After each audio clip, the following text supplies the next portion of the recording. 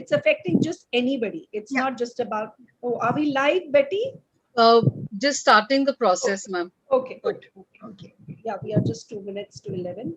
But you'll have to let people in, just start letting them in, then they will take time after 11. Yes, ma'am. Just open it for it. We have Aloka Di and Sudesh ma'am. They will be joining, and Jayanti ma'am, just to let you know. They are also there. They are with us throughout, whether it's their session or not, their support. I mean, I'm so blessed to have you all as my friends, well-wishers, mentors, mutual. you know. It's that's really, mutual, really Sujata. That's mutual. That's mutual. So it's really very encouraging for us. It's a team and we've all gel very well. Yes, touch wood. Absolutely. Touch wood, touch wood, touch wood. Well-meaning people, all, you know, in a task. Yes, genuine people. Himali, could you just check on YouTube, please? Yes, I'll just check. Gopi, please, Amar. Professor Ahuja, we're not able to see your video. You're not able to see my video? Yeah. Yes. Okay. Can you see me now? Yes, now. Yes, okay. Yes, perfect. Thank you.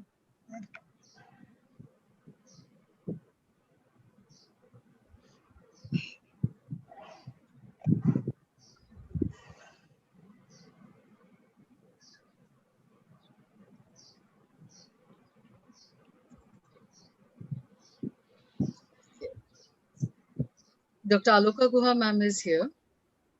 Good morning, ma'am. Good morning, Aloka.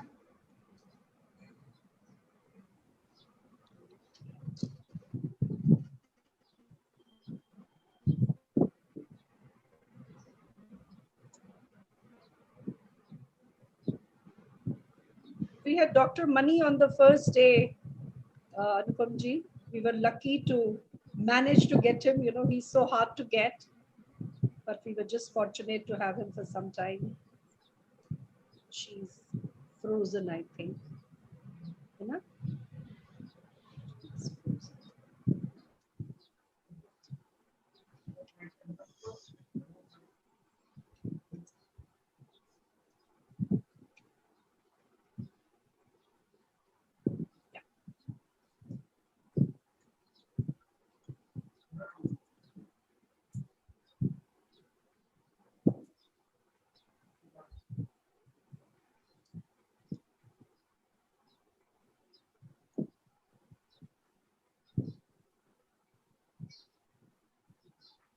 Betty, I think we should start on time. People will keep trickling in. Yes, ma'am. If we wait for them to come, you know, we are just wasting time, and we have limited time, lots to listen to. So I think we should start. We have about 200 people joining us in Zoom, but they slowly trickle in.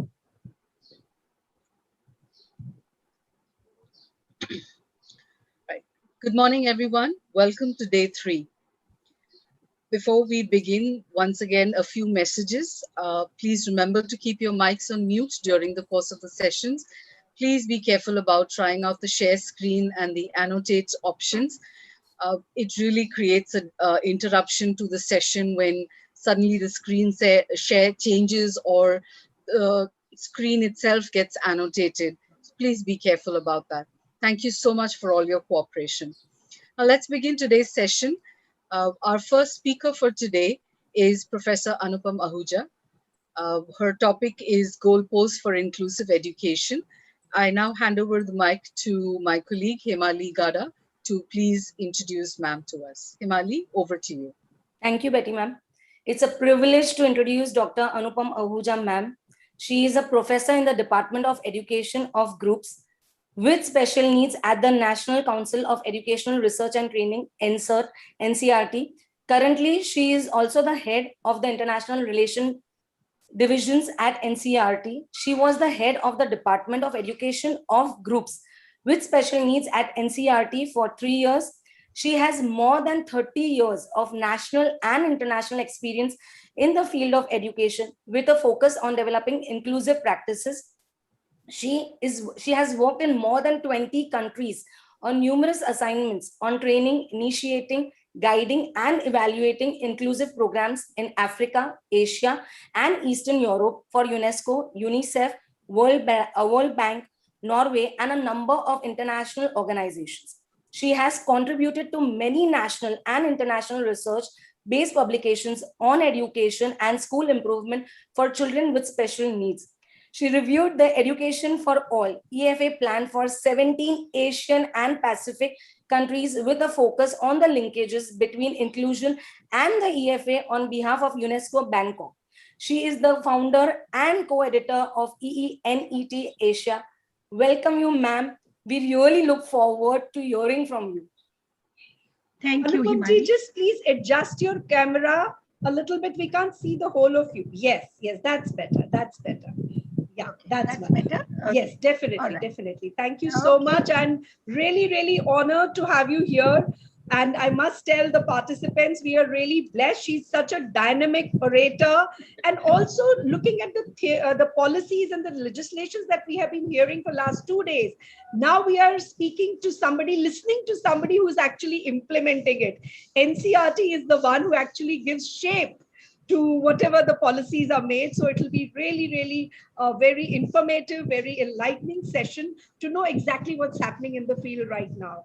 So thank you very much for sparing. And she's such a busy woman. So thank you for sparing your time for us. And she's a great friend. So I'm blessed to have you here with us. You'll never say no to me. I know that. So thank you from the bottom of my heart. Thank you. Thank you, Sujata. Thank you, Himali. And thank you, Betty. And a very good morning to all the 131 participants that I see. This is the magic of SNDT.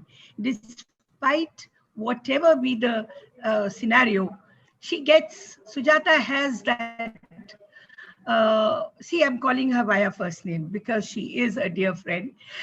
Professor Bhan has the magic with her team to get things going. And that's what makes this whole exercise very meaningful for all of us. So I'm really very happy and delighted to be here.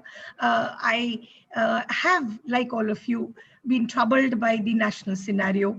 So how energetic I will be and how much of enthusiasm I can bring in tomorrow morning, do pardon me if I can't, because it does weigh on us. Sujata and I were having a chit chat in the morning.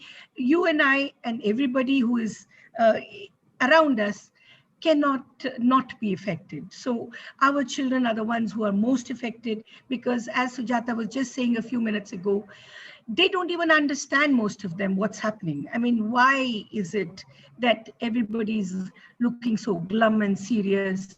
Why is there so much of silence in the house? Why is everybody in their own rooms? You know, these are things that are very difficult for all of us to understand, and more so for them.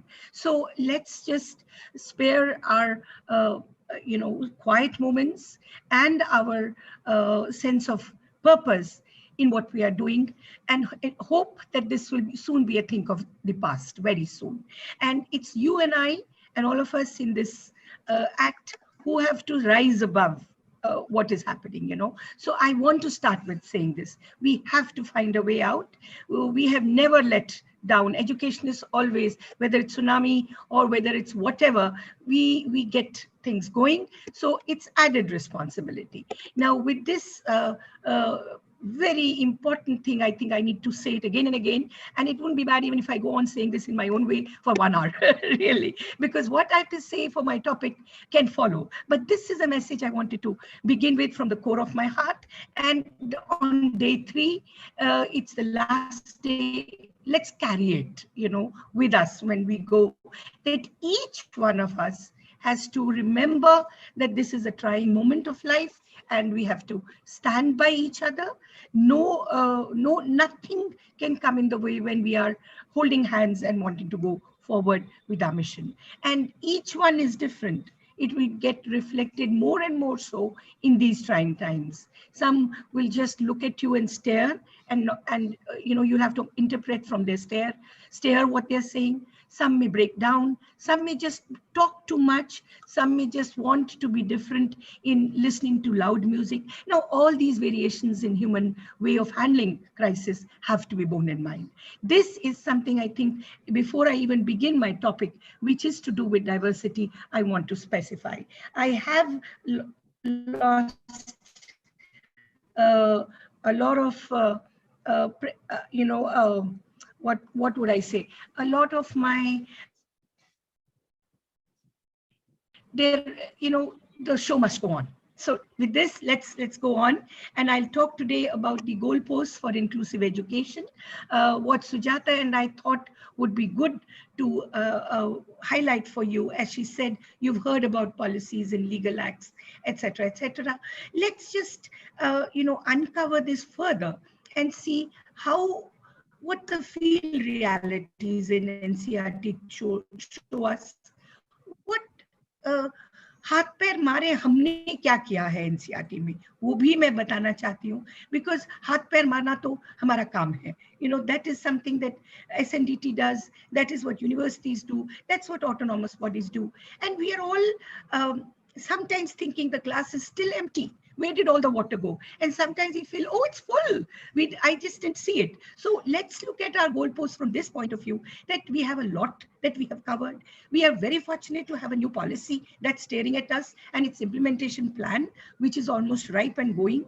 And how each page, actually, if you read between the lines of the new education policy, and I don't say this because I'm a government person, I say that very impartially, it highlights inclusion. If you really read it and from a lens of inclusion, you will find that there is lots that we can say that inclusive education goalposts are nearing because of the policy. So this is something that I want to highlight right at the beginning. This is, real fertile ground right now. Sujata, I even more than Sujata, because I've lived more years in this world, and in my profession, she is young. I am also young, but 63 years young. So I've seen more in terms of what wasn't there. So for many of us, a lot has happened. A lot has happened, and we are very happy about it. Let's look at that diversity. Let's look at inclusion and what we have done in NCERT from accessibility point of view. So next 40 minutes, I hope to share with you more on this. Is it okay if I talk the way I'm talking? I'm audible to everybody, and I'm absolutely clear. It's okay. Do you want me to have a mix of English and Hindi, we have or can I more go participants on? Okay, in, I get English a thumbs up from speaking, Betty. so yeah. Sorry? Yeah, it's better you stick to English because we have some international participants also. Okay, all right. Fun, wonderful. Okay, so there we go. A thumbs up from Betty, and I continue as Sujata has said that I speak in English because we have, so a very good morning to international participants as well. It could be morning, afternoon, or evening for some of you. So greetings to all of you who have joined us from across the countries as well. So let's again look at the definition of inclusion. And I think I'm safest if I talk about it. I think all of you know it. I don't have to reiterate it, but let's just again look at it from the perspective of what our RPWD Act says. Now, it uses a beautiful word. It says a system. Now, that's what inclusion is all about. Let's look at it not just as something that we have to start going, we put in a little bit and then we forget. No, it's got to do with the entire system of education. And that's what I think the RPWD Act takes us really forward when it says that inclusion is a system of education wherein students with and without disability. It clearly states that we cannot say no to any child. We have to bring in everyone, and whoever is in the neighborhood, the school belongs to them. So that's what, when we are talking of inclusion, we are going beyond disability. Okay, we are talking about all children learning together and learning with and from each other. And it also tells us as teachers and teacher educators that inclusion means that it's a system of teaching and learning which has to be tweeted, has to be changed a little bit, has to be worked on, so that we are meeting the different needs of children who have a right to have different learning needs. What's most important to realize is that if a child is learning differently, it's not the child's issue, it's my issue. I have to find a way to teach that child. It's not the child who is at fault. And I think that is something, when we are talking of a goalpost of inclusion, we must keep in mind all the time. And that's why I use the first slide to reiterate this. We all know this, but let's revise it. And like a good teacher, I always begin with recap. So this is really a recap for all of us, what we mean by inclusion and how we should move forward. The next one, please. Let's look at it now with a figure. And let's look at diversity. I have used cartoons. Mind you, a cartoon is better than an acronym to define a child, right? The moment you say CWSN, stop it. That's the first thing I'll say, because I don't like being called AA. I mean, I'm proud to be Ahuja because I have married a man who stood by me all my life till now. But I don't like being called AA. I am Anupam Ahuja. Okay, so that's how children should be called. And therefore, this slide, I'm talking of diversity, but I'm not using acronyms. I'm talking of children who are smiling and who are in regular schools. See the green circles that I've shown you. I'm talking of children who are in special schools, which what our national policy and our PwD Act says also have a place, right, in our education system. Now, if you look closely at my children, some of them not too happy in this special school. Why is it they're not too happy? We have to think hard about this. Is it because we have just dumped them there? Is it because we've forgotten that they can now come to regular schools? They're ready to walk in, but we have taken them into special schools and the gate has shut. It is not opening for them to now come back to the regular schools or to enter the regular schools. So perhaps that's why they are sad. And then, of course, we have some orange and purple faces, which are really sad because we have not thought about them. Even after 70 years of independence in our country, there are many children whom we have not thought of. They have no access to school. Now, if children do not have access to school, then again, probably we need to think about how we revamp our education system and our school process, which is what the policy is asking us to do, so that these children do not just loiter around. They do not just work and make testing kits for COVID. These scenario that young children are given matchsticks and packaging of testing kits because their hands are tender and they will bring some more money to the family. These are things we must stop. Children should not be engaged in any labor. Children should not be just whiling away their time and just hanging around adults and picking up good and bad habits. They must be coached. They must be taught. They must be with other children in regular school systems. Because schooling is not just the process of learning and attaining knowledge. It's about socialization. It's about learning values. It's about being with each other and learning from and with each other and learning sometimes learning for life, certain principles, not sometimes, very often, learning that prepares you for life. So when we are talking of diversity in the classroom, we are talking about all these systems that all these different types of children that I've just tried to highlight in this slide. We are talking about diversity in the classroom, which asks us to see that all children find a place in the class.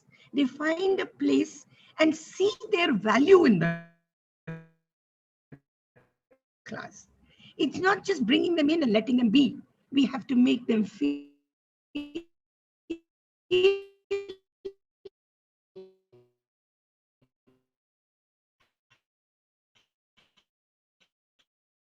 that we are working working for them. We have tweeted the system in order to accommodate the journey they have to live with because we have worked for them. No, it's we educators who have learned in that process and therefore and a teacher educator. That's what we need to remember when we are thinking of the goalpost. That's what's welcoming diversity all about. That's what celebrating difference is all about. And difference can be in these forms and many more. This was just a small visual to make us remind of what could be the form of diversity. Next one, please. Yeah, now this is what we want. Exactly. Next one. Yes, we have almost got all of them in. You see what the figure has shown you? We've got them all in and the colors have mixed. And if you notice closely from the so-called sad faces,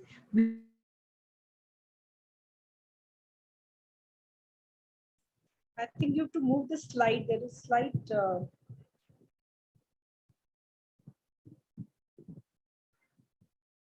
Anupamji, we can't see your full face, and I think we are stuck at some point.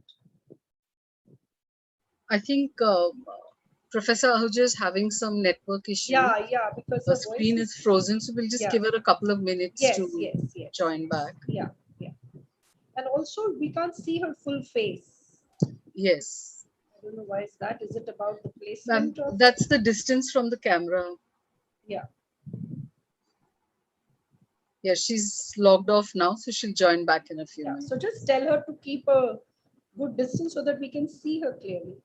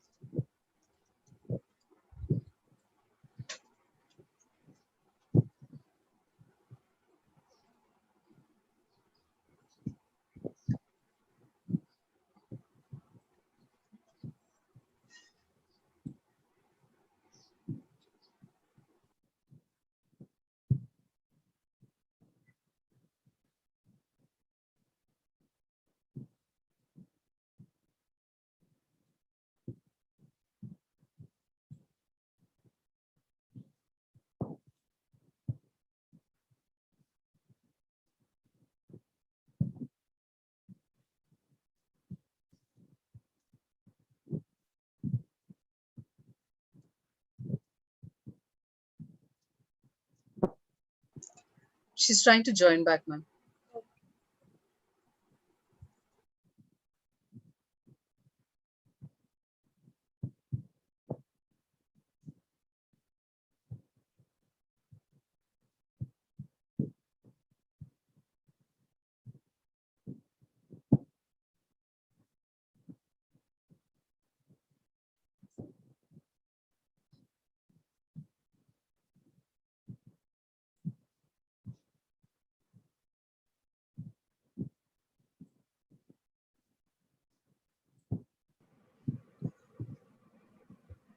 Can you hear me now and see me, please?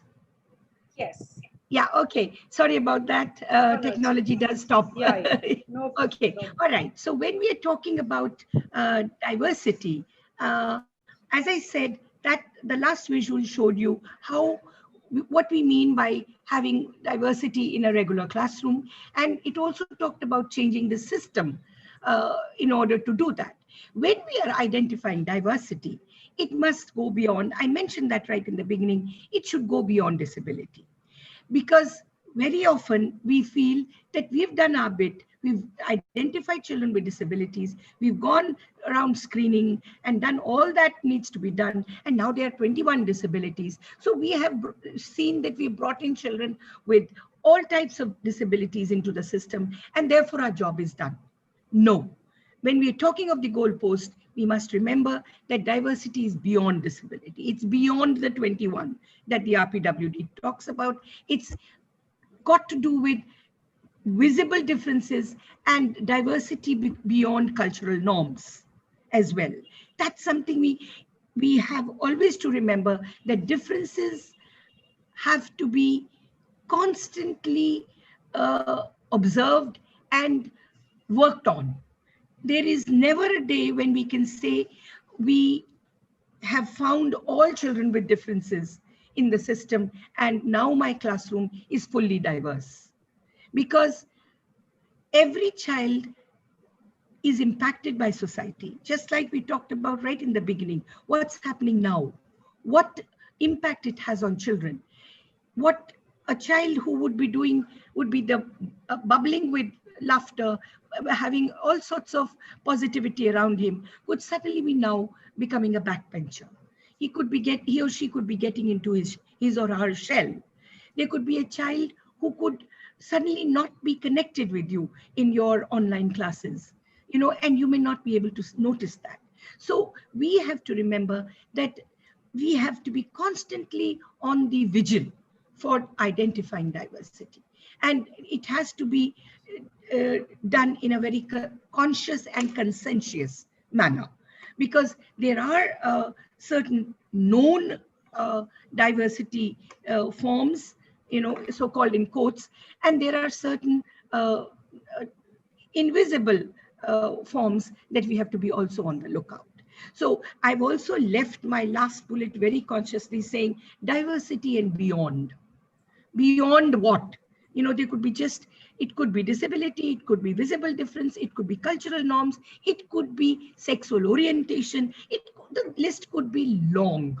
But what I'm trying to flag is, remember, diversity brings in richness. Diversity brings in a classroom where every child is learning to the best of his or her capability, because you have learned how to accommodate the differences of a few.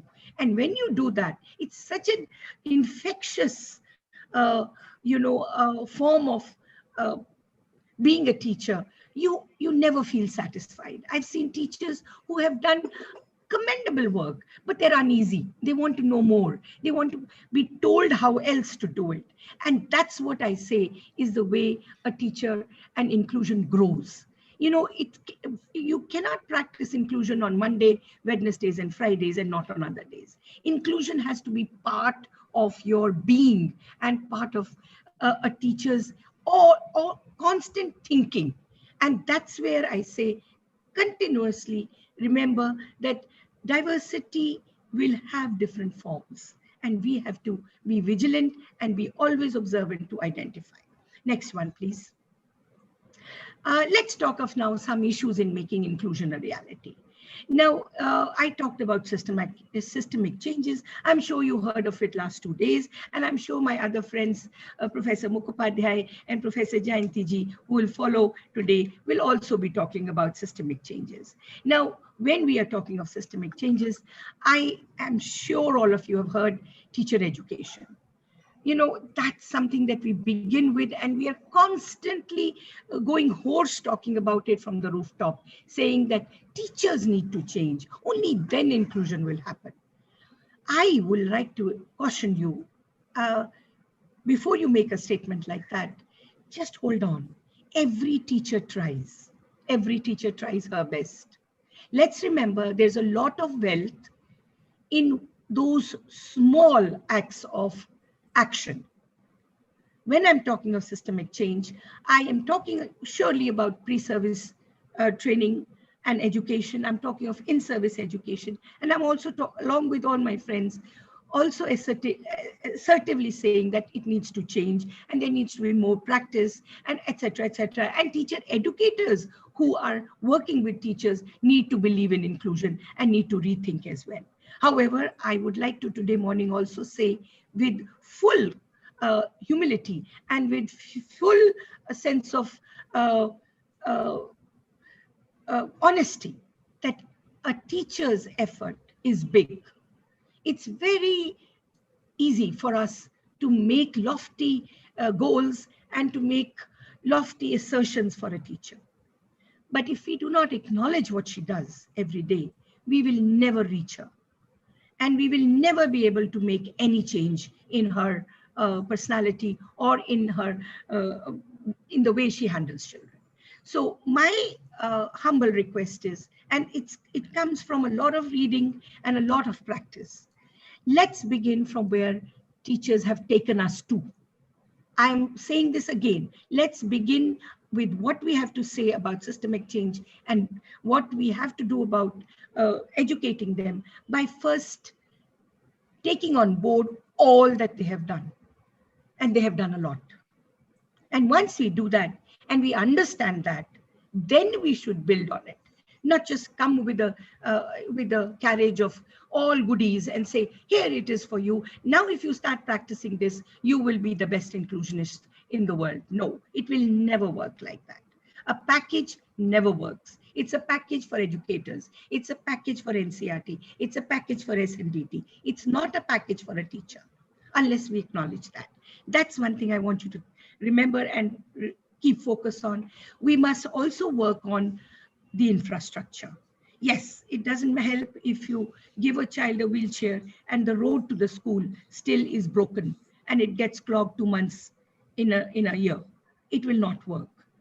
When we're talking of tackling attitudes, it cannot again be done, in a way that we do it, 3 times in a year. And that also is at all. I've heard people saying, we did a workshop, 3 years ago, and still attitudes haven't changed. Sorry, that's not the way attitudes will change. We'll have to tackle them. And that's something the goalpost must consider of inclusion. What is our attitude? First, the finger should point at me.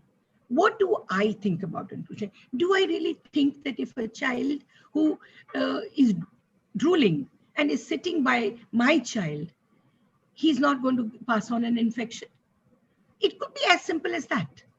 Is it really right for a child who has not seen the colors of the rainbow to be sitting by my child who is drawing a rainbow and all its manifestations? If these are questions that I need to ask myself, if the answer loudly to them is positive, then only have I got the right to change attitudes of people. Then only do I have the strength within and the conviction to make the other person realize that yes, inclusion is the way forward.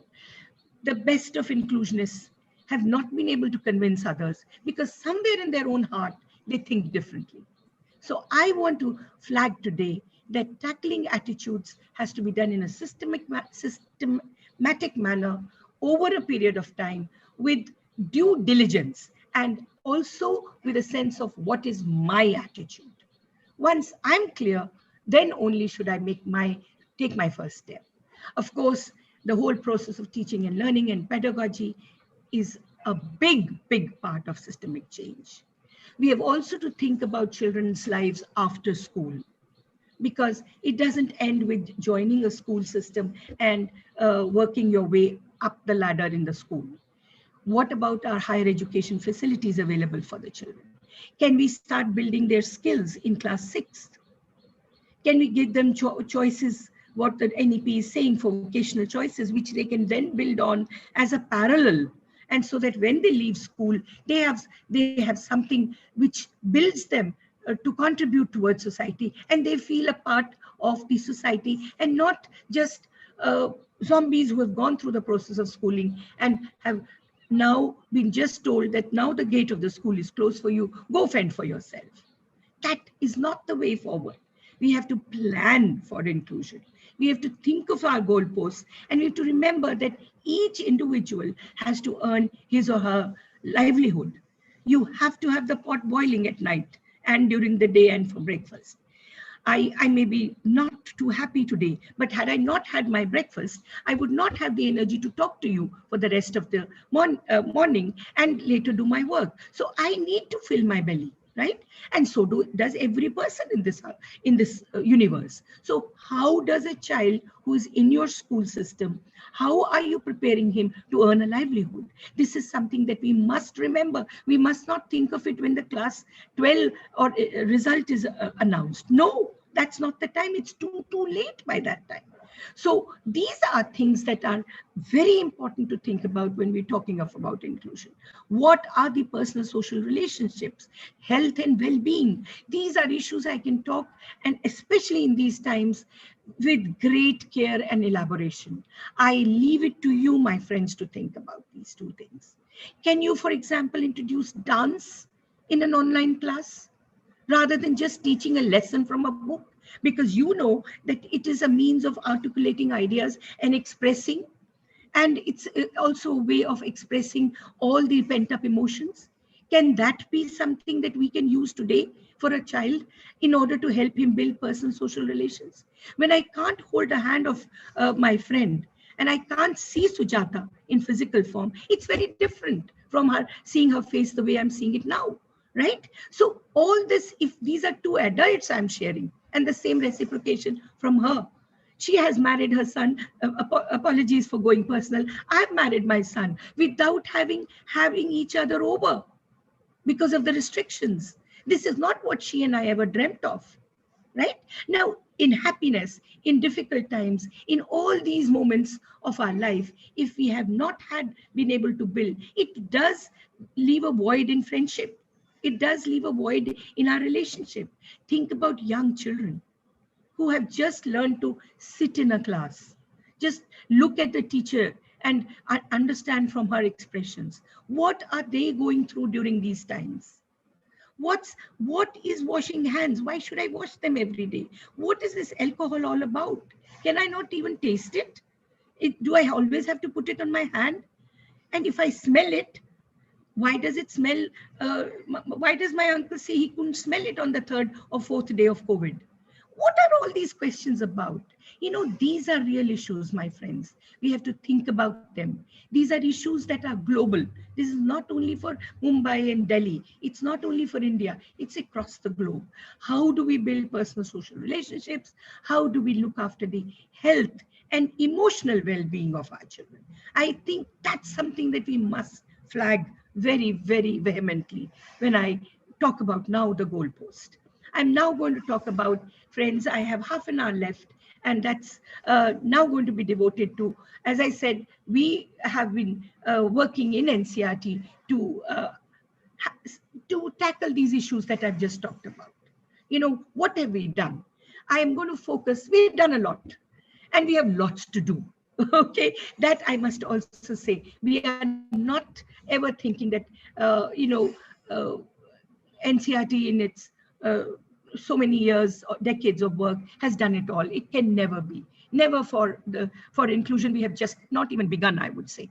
But even having said that, I'm going to now talk about some of the ways we have tried to make our school curriculum accessible for children, and what we have done. I want you to think about it. And that's why I'm going to devote half of my time to this, because I think that's a goalpost. A lot of taxpayers' money has gone into this work, and lots of great minds, very minds which have spent their lifetime in this area, have contributed to this work. When I share this, I acknowledge all their work. And many young and 60 plus young, 50 plus young have also devoted their entire contribution to this work. So please remember, we are sharing this with you because we want you to think about it, and we want you to take this forward and think beyond this. So first and foremost, friends, NCRT's initiatives in accessibility. Let me tell you a little short anecdote before I talk about the initiatives. And I'll just take 2.5 minutes to do that. Many things in the government, as you all know, I'm part of the government, but I speak to and against the motion. And I say that to friends, you are all my friends. Now, there was one morning, we got a letter from the ministry which said, introduce a chapter on accessibility in class 3 textbooks. And it's very important that you do that immediately. Think about how it has to be done. And, as is often done, the task had to be done, completed within a very short time. Now, we said class 3 textbook, and insert a chapter on accessibility. What happens to the other classes? What is this dictum all about? I use the word very consciously, dictum. So we said, stop. Before we give them any answer on this, let's look at the way we have covered accessibility in our school curriculum, in our textbooks at NCERT already. And when we did that analysis, and that was a very quick analysis done by all departments in NCERT, they got down to looking at how accessibility has been talked about and covered. We were very pleasantly surprised with our results. And you know what our results told us? That we had tackled accessibility in every textbook across the school curriculum, across the classrooms, in a very balanced manner across subjects. So then when we had these results, we went back to them and we said, look, we have already done this. There is no need to introduce a chapter. And if we do that sort of thing, it is very artificial. And what happens to a child in class 4, 5, 6, it has to be done across the curriculum. And when we gave them our, the way we had done it, they were happy, and we were able to convince them that NCERT has done it in an incremental manner, in a very staggered and a simple manner across the school curriculum. So that was the beginning of an analysis of accessibility. We also realized in that process that we need to work on making our school curriculum accessible in a very big way. And we said that, this needs to be made popular also. Let's try our hand at how we can work on making our material accessible for all children. And once we do that, then we can convince others, other teacher educators and teachers to use it. So that is how this once upon a time story, if I was to put it, began for accessibility in NCERT. So it was a self-analysis which made us feel very happy and proud. And then we worked on a plan on how to introduce accessibility in our school curriculum. I'm going to now share with you how we have done that.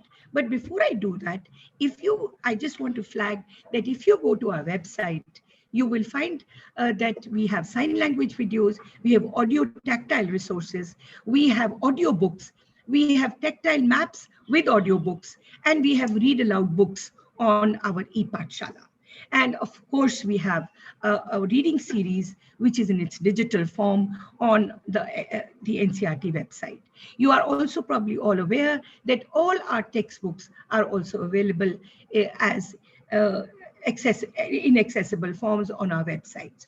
The books do take time to download, so you'll have to be a little patient, but that does, all books are available on our website in digital forms as well. So this is just giving you a bird's eye view. Let me now take you through the accessibility work that we have done at NCERT. Next slide, please. Yeah, now, we were convinced, friends, and I'm sure so are you, that we have to encourage all children to become good readers. And this should happen as early as possible and for all children. We need to provide equitable opportunities for all children to learn how to read and to develop good practices early on in their life. This is a right of a child. And this is what we put on our placard in our rooms, and we said, we have to work towards this, and let's all put our heads together and see how we can work on this according to the needs of every diverse learner in our system. So this is the overall picture on how we began. The next one. What we asked ourselves were some fundamental questions. And those I will read for you, because we asked them with a great sense of purpose, not knowing really whether we had the answers. The first question we asked ourselves was, how can teachers, you and I, okay, engage all learners in our classrooms, including those children who find reading a challenge and find it uninteresting? They would much rather hear a story. They would much rather somebody read a story to them or read a text to them. They're not interested in putting their head into the book. They don't just want it. They're just different. They don't want to, the sight of an NCERT textbook is, oh, it's boring. Now, that is their perception. So how can we engage these children also in the process? That was one fundamental question we asked ourselves. The next question, next one, please. How can all learners, including children with special needs, be included in the reading process along with their peers? We don't want to have them separate. We don't want to give them material that is different from others. We don't want to say you go in that corner and sit and read, where others are reading in the class. No, we want to give them a material that is addressing every child's need collectively. So that was another second fundamental question we asked ourselves. Next one, please. How can textbooks that are suitable for inclusive classrooms be developed? This was another very important question we asked ourselves. NCERT is known for preparing textbooks. We said, we've done that for decades now. Let's stop. Let's evaluate them. Let's look at them closely. Are they really meant for inclusive classrooms? Yes or no? And if it is a no, how can we make them more accessible? These were three fundamental questions we grappled with, friends. And that's how this whole exercise of accessibility really began. And that's very important for you to know, because unless you understand how it all came about, you will not really be able to understand the process, the product. Next one, please. Yes, we began this whole answering of these questions by taking up something that we had only made. You know, it's very easy to develop something new according to certain principles and say, here is something for you. Now in future, you know, use all this. We have a history. We have a past. We can't forget that. Especially if research tells us that here is a series which has done wonders for improving children's reading skills. Now, if it has done wonders, what right do I have to abandon it and start with a new material? Obviously, I don't have that right, and I should not be doing it. So that's precisely what we did not do. We said we have a series which has worked well and has given us research base to say that it has been wonderful in getting children on board, giving them, developing an interest in reading and helping them learn good reading habits.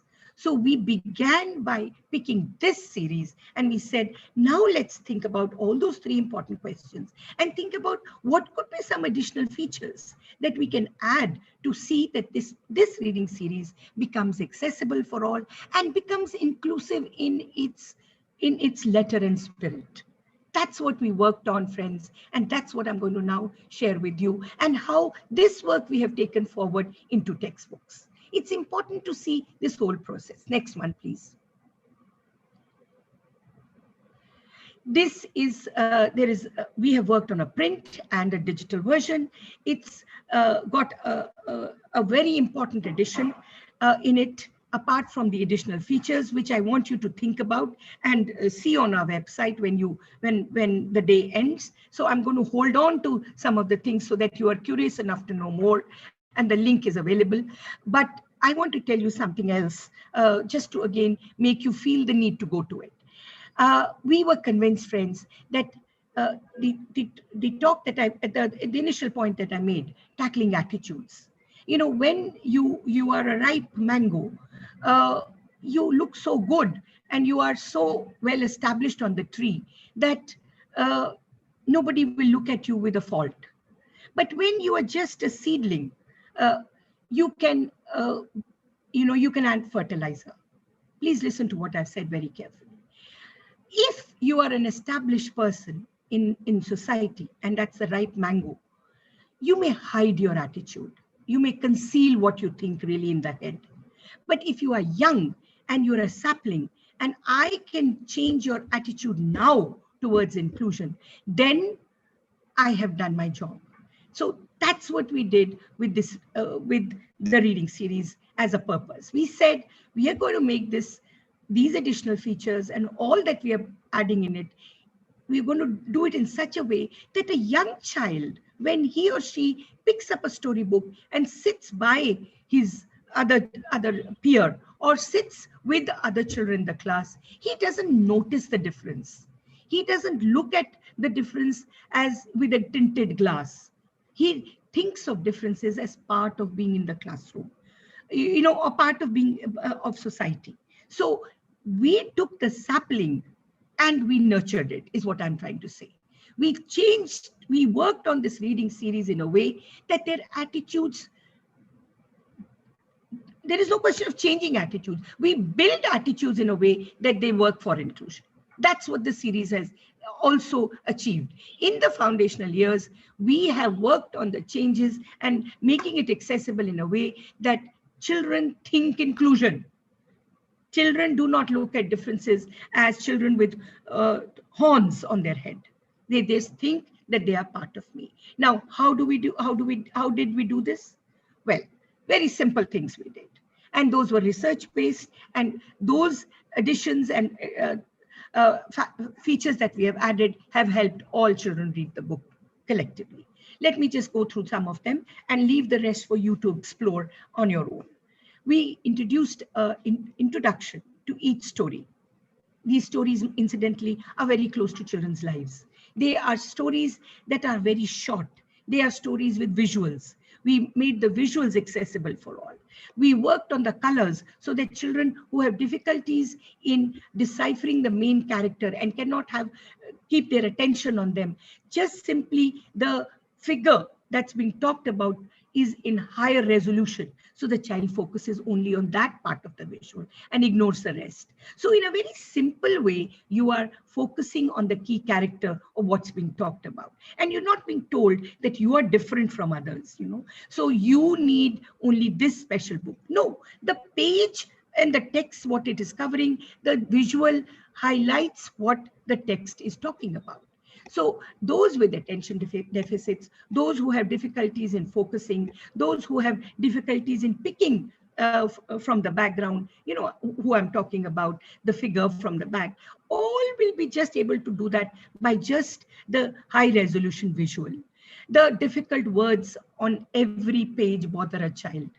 You and I have gone through it. When we are reading and we don't find the meaning, you and I used to be told, go to the dictionary. Okay.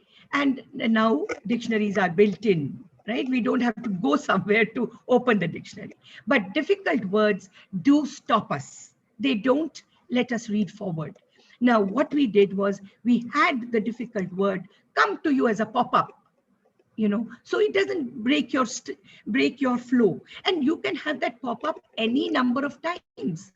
You can get that visual, the pop-up, come and tell you the meaning 50 times, 5 times. And if you forget, you can go back because you can move to and fro in the book on the digital version. Just because an arrow leads you to the next page, it takes you to the previous page. Now, all these are accessible features for those who may have difficulties in sitting in one go and reading a book, right? Now, we introduced an introductory video to each story.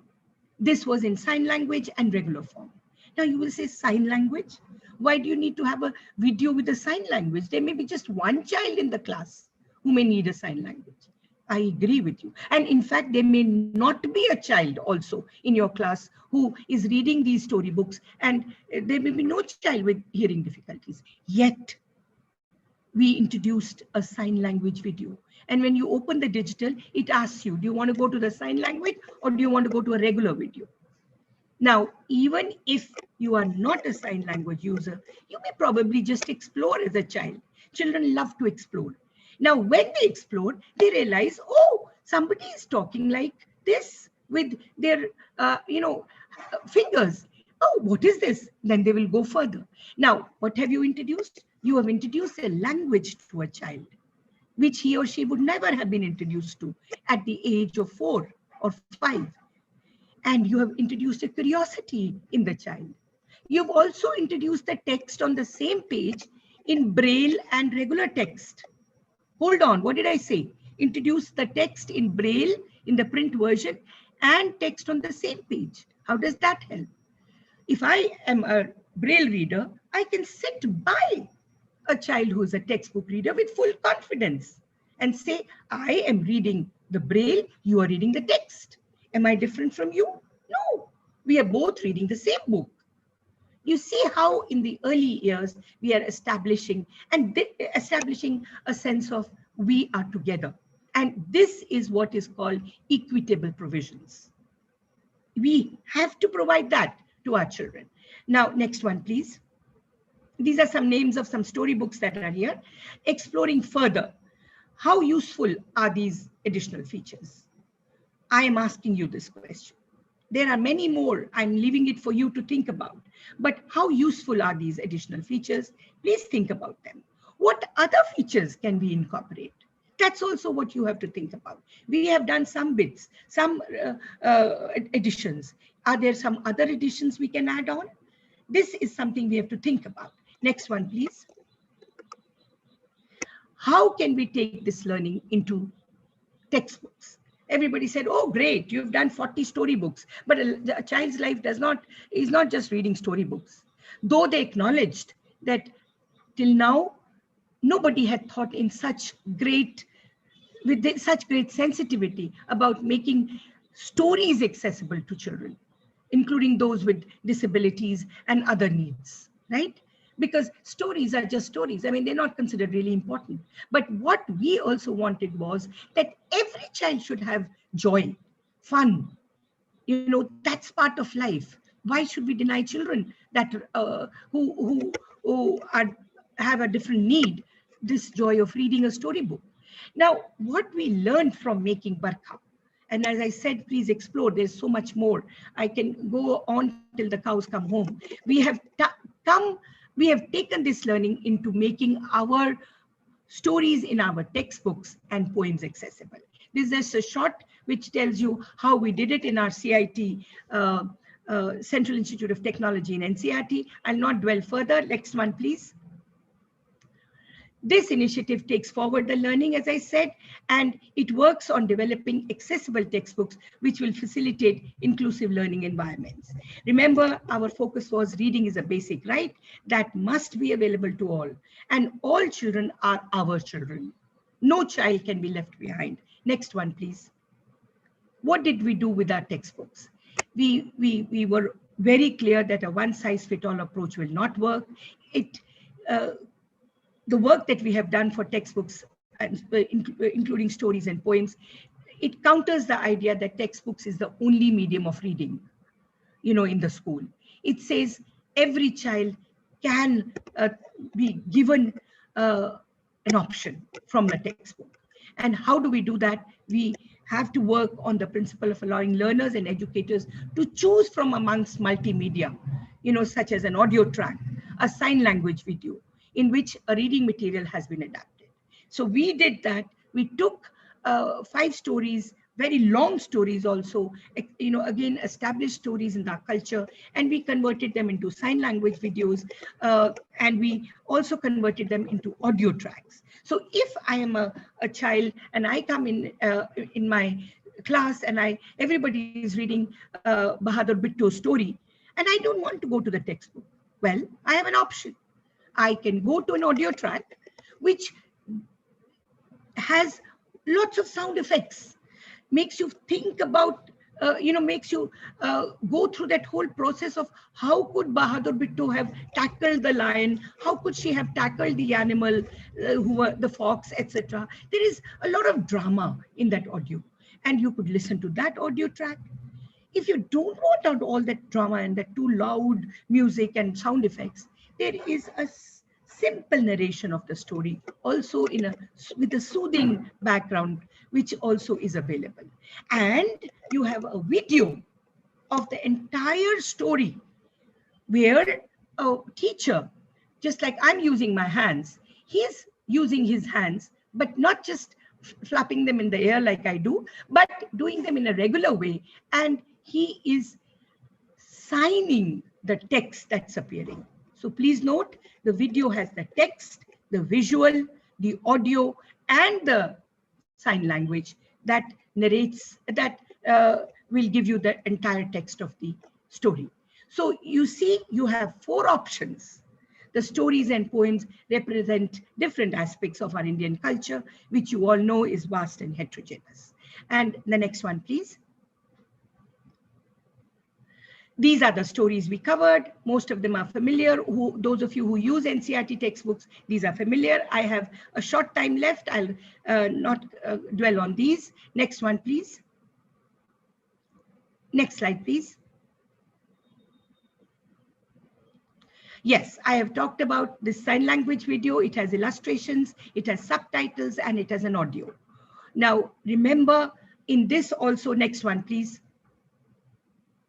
We did a trial run, and the trial run gave us a very positive result way back in November 2019. It was something that we were very happy to report, that the research was very positively inclined towards making this become a big exercise. Next one, please. The trial run, as I said, children from different grades viewed it. There was an acceptance, comprehension, and engagement amongst children. Children who were hearing impaired were captivated by the novelty of this program. And other children's learning needs also, the video engaged. And the teacher strongly, all of them strongly voiced that there was a need for such material. And it helped in promoting the importance of sign language amongst all children. Next one, please. I want you now to tighten your thinking caps further. Why take up stories and poems for adaptation, you may wonder. Is there a connection between reading and critical thinking? Do children who read better do better at school? Does it matter what children are reading? Yes or no, and why? Does reading literature build empathy? How? How crucial is reading as a skill for other subjects, such as mathematics and sciences? That's something we also need to think about. Next one, please.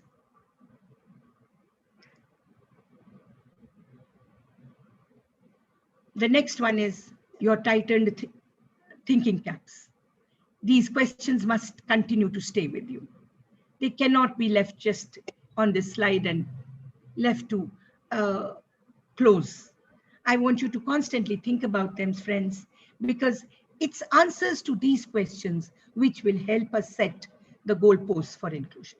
Thank you very much.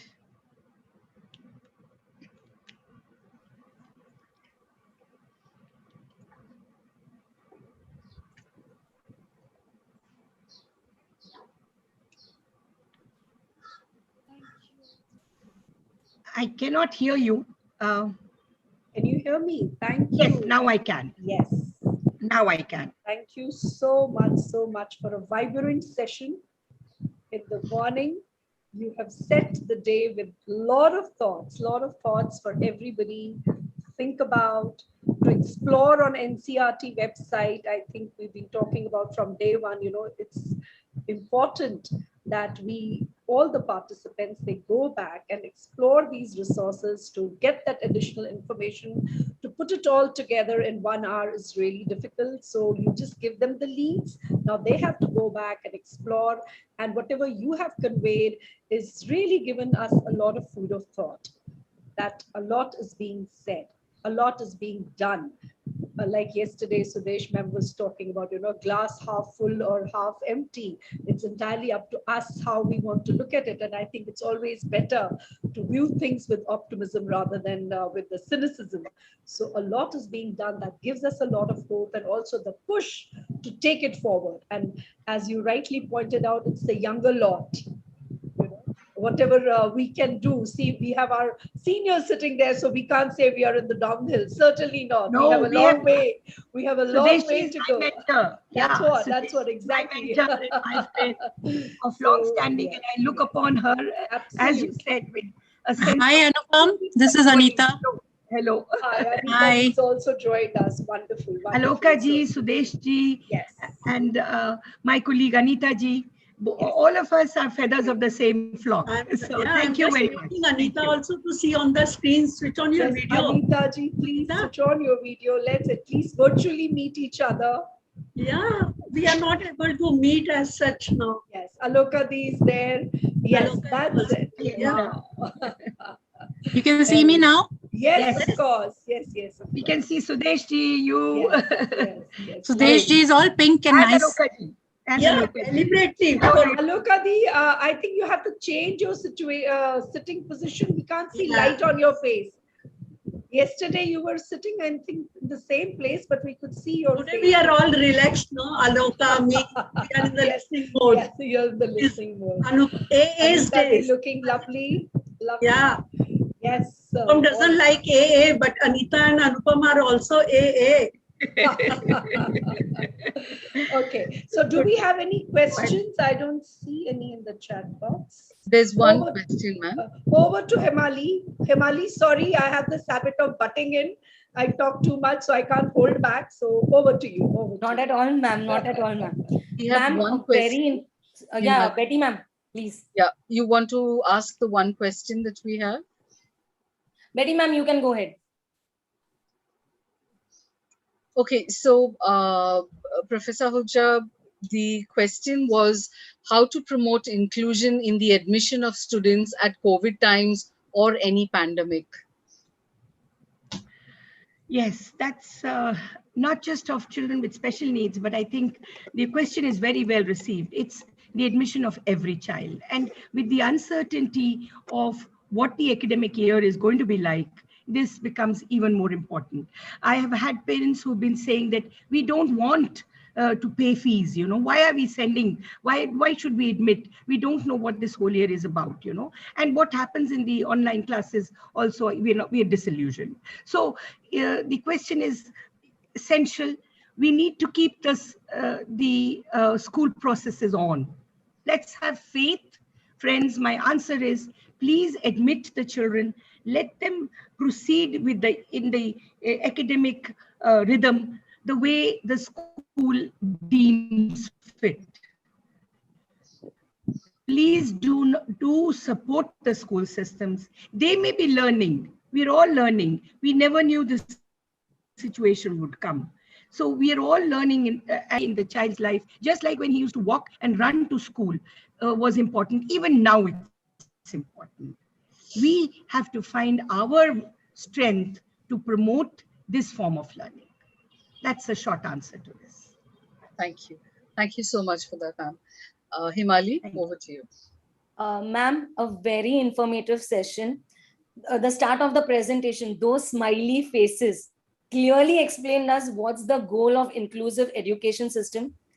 It is to provide all the students with the most appropriate learning environment and opportunities for them to achieve their best. And the way you emphasize the word all, we need to keep in mind that is inclusive education.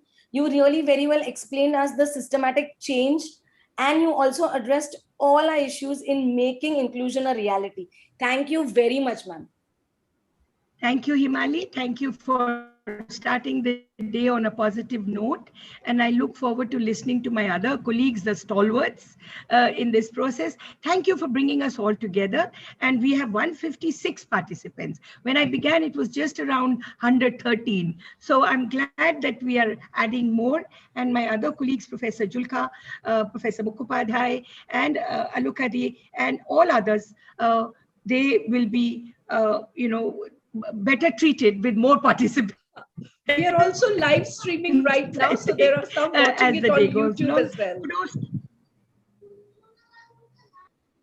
Thank you. Okay, all right, great. That's working as hard as you are. Thank you. Thank you very much. Thank you very much. Bye, Anupam. Thank you, Professor Ahuja, ma'am.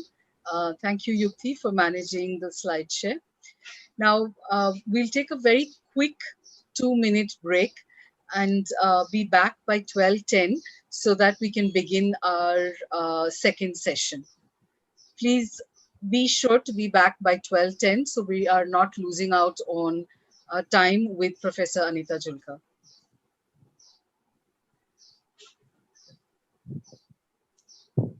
That's just a quick loo break. Yes. Yes, so that we don't. Professor Julka, welcome, hearty welcome. Hi, Sujata. How are you? Very good, very good. So Hi, thank you. Sudesh ji. हाय बहुत miss कर रही हूँ यार सब लोग मिल ही नहीं पा रहे हैं मिल नहीं पा रहे, क्या Delhi. करें? I know. But we have had a very good times. Look at the younger people. Yeah. That's what you feel very bad for them. Very, very bad for our children, you know. See, they are so restricted. पता नहीं हम लोग history में लिखेंगे कि हमारी generation को शायद मेरी जनरेशन को सबसे ज्यादा अपॉर्चुनिटीज मिली आगे को पता नहीं इन लोगों के लिए किस तरह से चीजें इवॉल्व होगी so much of uncertainty all around. So much of uncertainty, and they're talking about third wave already, so it is so scary. Where are we heading? And look at the condition in Delhi. It's so bad. It's so bad. Actually, they are talking about the third wave because they missed the second wave. You know, they better get prepared for it. You know, Yeah, now if you know that it's going to continue like this, it's better they get prepared. Like if we can't go to the government, where do we go? Like Anupajam, she was saying, you know, we have all the money, but we don't have a hospital to take us in. Actually, people should not become complacent. That's why they're talking about the third wave. They're scaring people. I hope so. They're just scaring it doesn't become an eventuality. Yeah. Abhi, people are also having extra stress because the second shots are not available for many senior people also. Yes, really? Yes. Get about the 18 plus onwards. गांव में बिल्कुल नहीं vaccination हो रहा था. बिल्कुल नहीं हो रहा ना. I feel so bad about that. This is the only way it can help. हमारे टावर में काफी फैला हुआ है. So there is one 88-year-old lady who was due for second vaccination. Delhi लेके नहीं जा सकते उनको because someone younger will have to accompany. So all those issues are there all around too. And then you think of young kids also. Nowadays, it's affecting very young children also. नहीं और second है कि अगर हमारा schooling का process का कुछ शुरू नहीं होगा बच्चे मिल नहीं पाएंगे तो उसका जो लॉन्ग टर्म इम्पैक्ट होगा मेंटल हेल्थ पर. Good afternoon, everybody. It was so nice listening to Anupam ji, as usual. It was so very nice that you really see yesterday and day before. It was more of the stalwarts talking on how the policies and acts came into effect, and today you kind of so showed how it gets implemented the grassroots level. It was such a pleasure, and I'd been missing listening to you for a while now. So it was so nice that I could listen to you today again with all your passion mixed with professionalism. Fantastic. And looking forward to listening to Professor Anita Julka. I also find her thinking differently. You think differently and you have a way of highlighting where we need to work more, rather than giving a big picture. Critically, at that.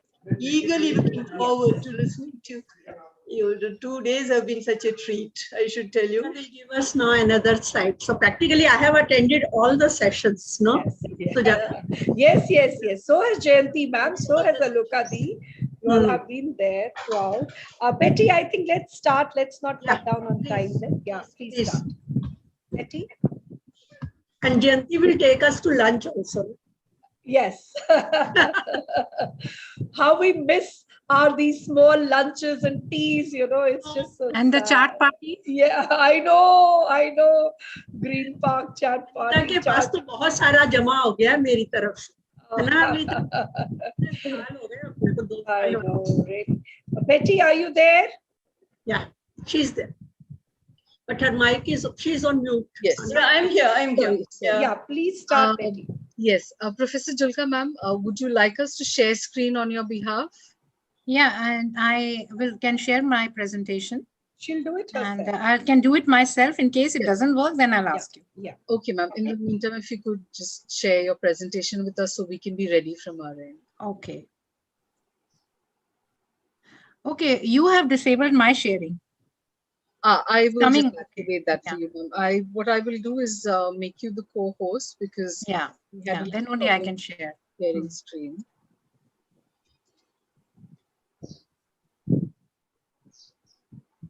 Done, ma'am. You should be able to share now. Yeah.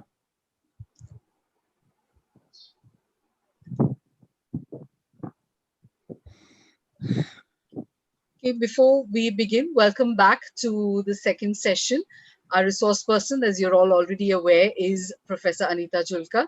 She will be speaking on the role of international organizations in education. I now hand over the stage to my colleague Ishita Sakpal to please introduce ma'am to all of us. Ishita, over to you. Hello, ma'am. Good afternoon to everyone.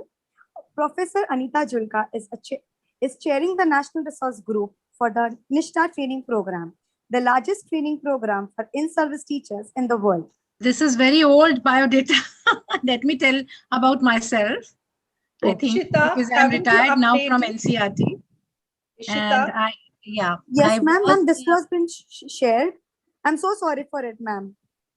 So I actually was the former head of the Department of Education of Groups with Special Needs and also Dean Coordination in NCRT. And I have worked a lot in the area of inclusive education, both at the national and international level. I'll not go into the detail of my biodata because, all of us have a lot of publications, a lot of state level and national level documents made, researched. So all that is there for me also. I've chaired a lot of sessions. A lot of committees, and now basically I'm in the core group of the National Human Resource Development and in the NITI Aayog. So these are the two main things I would like to share. Rest goes on. These are things. And I've, of course, done two very good books for Samagra Shiksha and Sarva Shiksha. And you will all be to know many of my colleagues who have contributed to those books.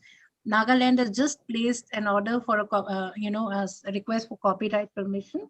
They are, publishing those books for their training, and also Punjab is doing the same. So I think that's a good achievement. Sujata was a part of it. Sudesh ji was a major part of it. Aloka was a part of it. So a lot of people, Anupam was a part of it. So a lot of people have been a part of it. So it's all for us to celebrate. Okay. it's such an honor. It's such an honor to have her with us. When you think of NCRT, you think of Anita ji and Anupam ji. They have done such tremendous work. They are internationally known. And I personally feel so blessed to be mentored. She's a friend and she is such a good guide. I am also part of NCRT. Don't forget. Yes, of course. See, I associate NIPA with Sudesh ma'am. But yes, NCRT, of course. Yes, started with NCRT. So, the whatever we say is always going to be less. What they have done, what they have contributed is beyond anybody's imagination. And NCRT, as I said earlier, is the one organization which is actually implementing what is being, made in the policies and the act. So we always look up to NCRT, and they are the doers. They are continuing to do this good work. So no matter whatever we say is always never going to be enough. Ishita, do you want to add anything to that, or should we just proceed with the session? No, ma'am. The ma'am have already mentioned about the books that I was going to mention about. Yes. I'm so sorry, ma'am, for that, and we welcome you for the webinar. No, not at all. I mean, how would you know? Thank you so much. So I have been given to talk about international organizations in education, and I'm presuming it's inclusive education. That's the whole theme of the seminar. And basically, I worked a lot on the national level, but cleverly, Sujata has given me international organization. You are so the international. She's making me read a lot and work a lot. So great. So we are going to talk about the role of international organizations, and I will start, since we are also talking about, like the rights, the legislative frameworks, the policy frameworks. So I would start my presentation with the human rights and rights to education issues, so that how it progressed that to a stage where we are today. I don't know, I'm not able to change this. I don't know why. Maybe I should make it smaller. Then only maybe I'll be able to change it because I'm not able to move. Now I'm able to move. Okay. So we all know that all children have right to education. And within the right to education comes the right to survive, develop, be protected, and participate in the decision that impact their own lives, the children with disabilities. So this is one thing I would like to start from the start. I'd like to say, why do we think education is very important for all children? Because they have a right to take decisions for their life. And that is only possible if they are educated enough, empowered enough, and they can survive the kind of things which are happening in the world today, and the value systems they develop.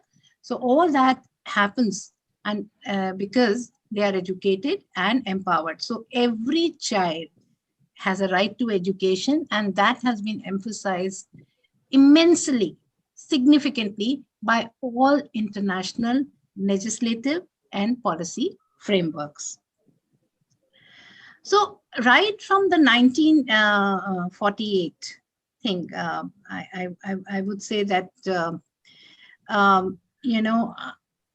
Universal Declaration of Human Rights in 1948, Article 26 on education talked about everyone has right to education. Elementary education shall be compulsory. Education should lead to full development of human personality and respect for human rights and fundamental freedom. So right from 1948, you can imagine the emphasis was on free education, compulsory education, fundamental education at the elementary stage.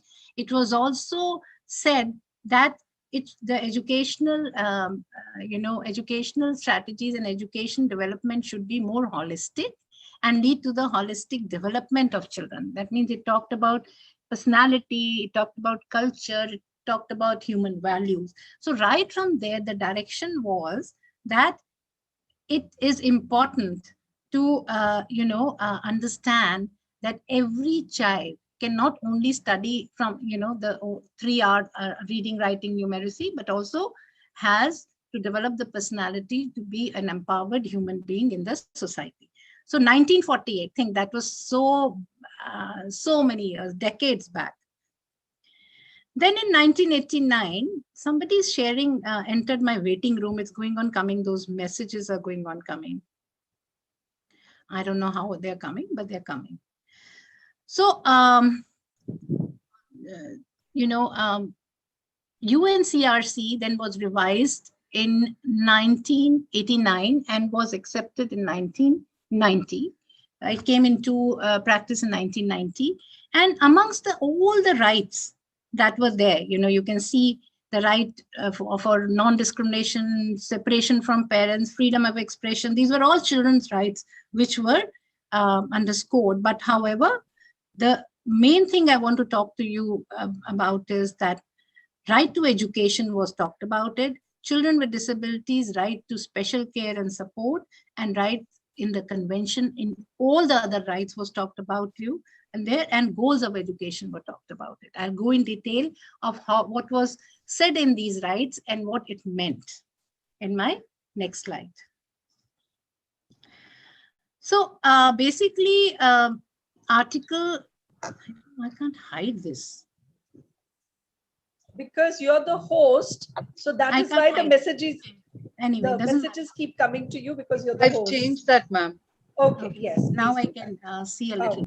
So Article 29 in the UNCRC in 1990 talks about goals of education, which meant education must develop every child's personality, talents, and abilities to the full. It must encourage the child's respect for human rights as well as respect for their parents, their own and the other cultures and the environment. So you can imagine, even at that time, Article 29 in 1990 talked about developing the child's personality, talents, and abilities. So it was not only textbook education, it talked about, again, holistic education. And then the right to education, which it was there, It talked about state parties recognizing the right of child to education on the basis of equal opportunity. So they made inclusion a kind of foundation right in 1990. To make primary education, while 1948 Children's Rights Convention talked about elementary education, here the emphasis was given more on primary education because it was felt that from 1948 to 1990, many children were still out of school, even from primary education. So make primary education compulsory and available free to all, encourage development and accessibility of secondary education, including general and vocational education, free education and offering financial assistance to all those who require it. Make higher education accessible to all on the basis of on the basis of the state's capacity by every appropriate means. Then make educational and vocational information and guidance available and accessible to all children. Take measures to encourage regular attendance at schools and the reduction of dropout rates. Ensure school discipline consistent with the child's human dignity and in conformity with UNCRC. So all the other rights have to be taken into consideration, even when we talk about education. And finally, promote and encourage international cooperation in education, eliminate ignorance and illiteracy, and facilitate access to scientific and technical knowledge and modern teaching methods. So in education, they didn't even only talk about primary, they also talked about elementary, they talked about higher education, and they talked about tertiary education. So guidance, counseling, vocational education also made a part of it. So in all these instruments, which were actually formulated in the year 1990 and 1948, it was clear the progress and the direction of education should be towards more inclusive, and the idea was to make these children a very valuable citizens of the society to contribute and to make decisions. So this I've already talked about. Now, Article 29, what I said was that development of personality, talents, and abilities, that is goals of education, according to this Child Right Convention, was to develop the personality, talents, and abilities, encourage respect for human rights, respect for culture and environment, respect for parents. So these were quite universal goals. And I realized that in the NCERT, when we were developing our national curriculum framework 2005, and also when we developed before that our focus group papers, this was what we talked about. Even from the perspective of children with disabilities, the UNCRC talked about from the perspective of all children. So these were important goals of education. And now in the new NEP, you will find many of these are also being reflected. So we all know that from there, 1990, I'm not going through the Daker and I'm not going through the Geometrian because I think that's become very old. But somehow the major milestone, I think, was, doing this Salamanca Statement and Framework for Action in 1994. All of you know about it, must have talked about it, because we are talking about inclusive education. And this was just the beginning of, kind of formulating this kind of process or this kind of attitude or this kind of philosophy, where the Article 2 of this framework talked about regular schools that are inclusive are the most effective means of combating discriminatory attitudes, creating welcoming communities, building an inclusive society, and achieving education for all. Moreover, such schools provide an effective education to the majority of children, improving their efficiency and ultimately the cost effectiveness of the entire education system. So this was the first time we talked about internationally, one talked about inclusive education, and Salamanca Statement very cleverly and on the basis of their brainstormings and discussion outlined the benefits of inclusive education. And you would believe this to be existing even today. When we talk about benefits of inclusive education, these benefits have actually multiplied manifold, especially in our country, where we find that we don't have so many, special schools or residential institutions at the village level, and only the neighborhood school can cater to the needs of all children as far as education is concerned. So this was a universal statement. However, a lot of countries signed this, ratified it, and then started the process of implementing inclusive education in their respective states.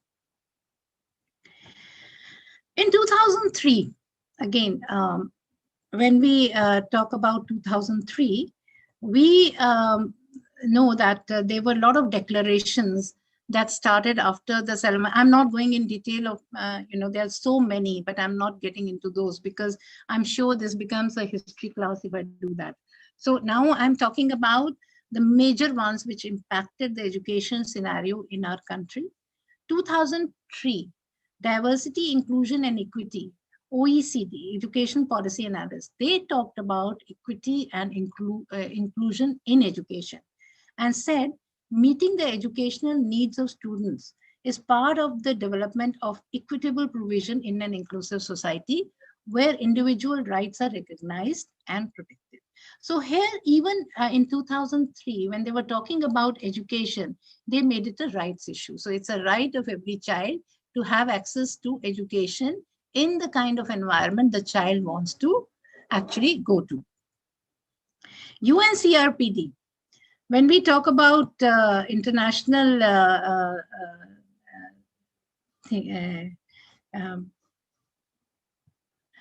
I can't hide this, I don't know why.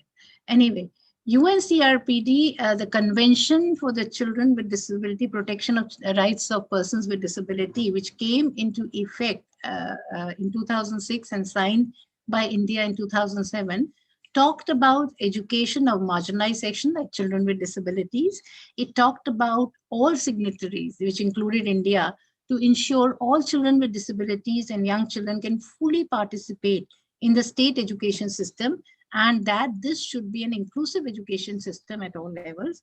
The development by persons with disability of their personality, talents, and creativity, as well as their mental and physical ability to their fullest potential. Now we know that from the rights, even the other conventions, when they talked about inclusive education or education of different groups of children, also talked about development of personality, talents, creativity. The right is to be delivered within an inclusive primary and secondary education system from which disabled people should not be excluded. Reasonable accommodation should be provided for individual requirements and support provided in individualized programs to facilitate their effective social and academic education. So where, from 1990 onwards, when we had this UNCRC, we were quite impressed by the kind of developments that took all over the world internationally and how many countries ratified these declarations. So India being one of them. In some cases, there were more than 190, 200 countries doing this. So the whole system of education bent toward including all. And the process of inclusion, the dynamic process of inclusion, how to do it was the main agenda of every government policy, every state government policy, and every federal government policy. So how this started is, very interesting, and how from rights, human rights and children's rights, we came into education.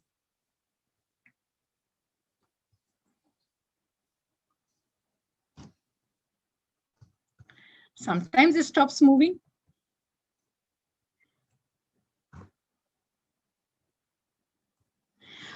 Okay, in 2009, again, we had some policy guidelines on inclusion in education given by UNESCO.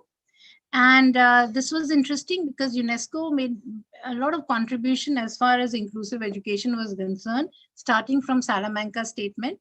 So 2009, UNESCO talked about inclusive education is a process of strengthening the capacity of the education system to reach out to all learners and can thus be understood as a key strategy to achieve education for all, right? And the foundation for a more just and equal society.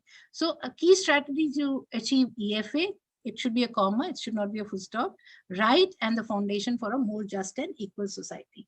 So even in 2009, UNESCO in its guidelines talked about how we can improve the lives of all children, how we can improve education from the perspective of achieving rights of all and achieving education for all, because UNESCO felt after its review of Salamanca's statement that many children who were still out of school or still out of education were the children who were vulnerable sections of society. So it talked about making it a social justice issue.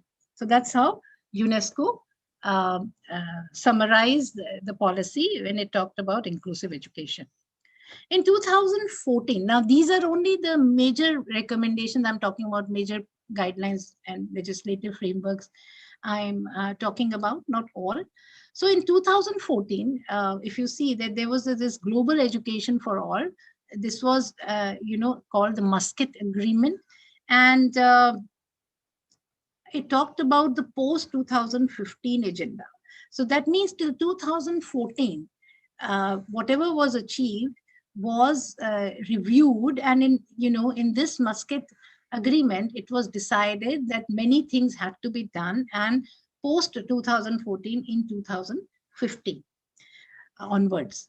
So right-based and, the agenda should be right-based and reflect a perspective based on equity and inclusion, must support free and compulsory basic education, should expand the vision of access for all to reflect relevant learning outcomes through the provision of quality education at all levels, from early childhood to higher education in safe and healthy environments, should take a holistic and lifelong learning approach.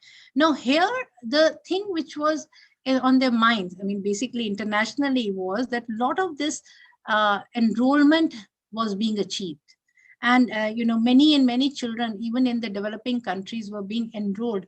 However, their learning outcomes and the quality of education was a big question mark that had to be strengthened, that had to be empowered. So from that perspective, they talked about learning outcomes and they talked about better quality of education and holistic development of children. So before that, in the year 2000, we all are familiar with the Millennial Development Goals. There were 8 goals and 8 international development goals. Again, India was a signatory to that, and they were established by the United Nations, and basically they represented a core people-oriented development agenda. There were 8 goals. Education was one of their goals.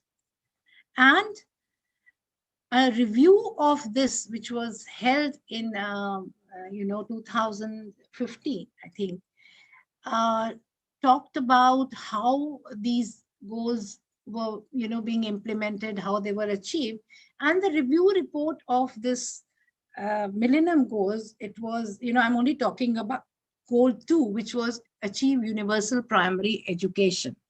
So the review showed that primary school net enrollment in developing regions was 91% in 2050, up from 83% in 2000. So when the millennial goals were initiated. So in the review, which was held in 2015, it was found that primary school net enrollment had increased from 83% to 91% in developing regions.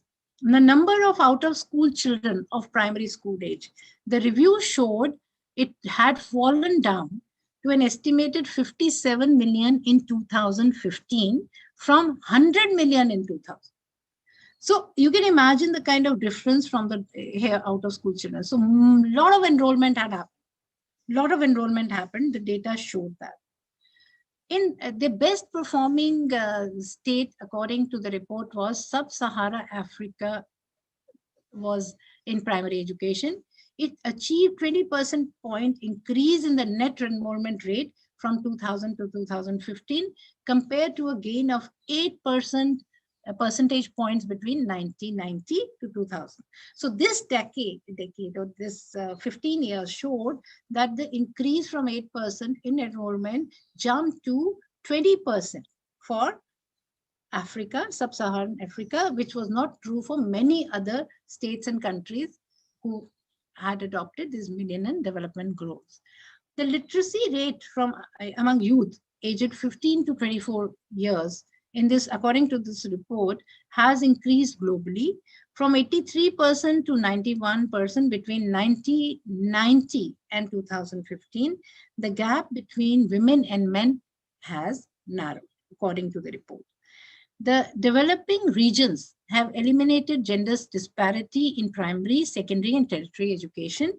In Southern Asia, which includes, I think, our country also, 74 girls were enrolled in primary schools for every 100 boys in 1990.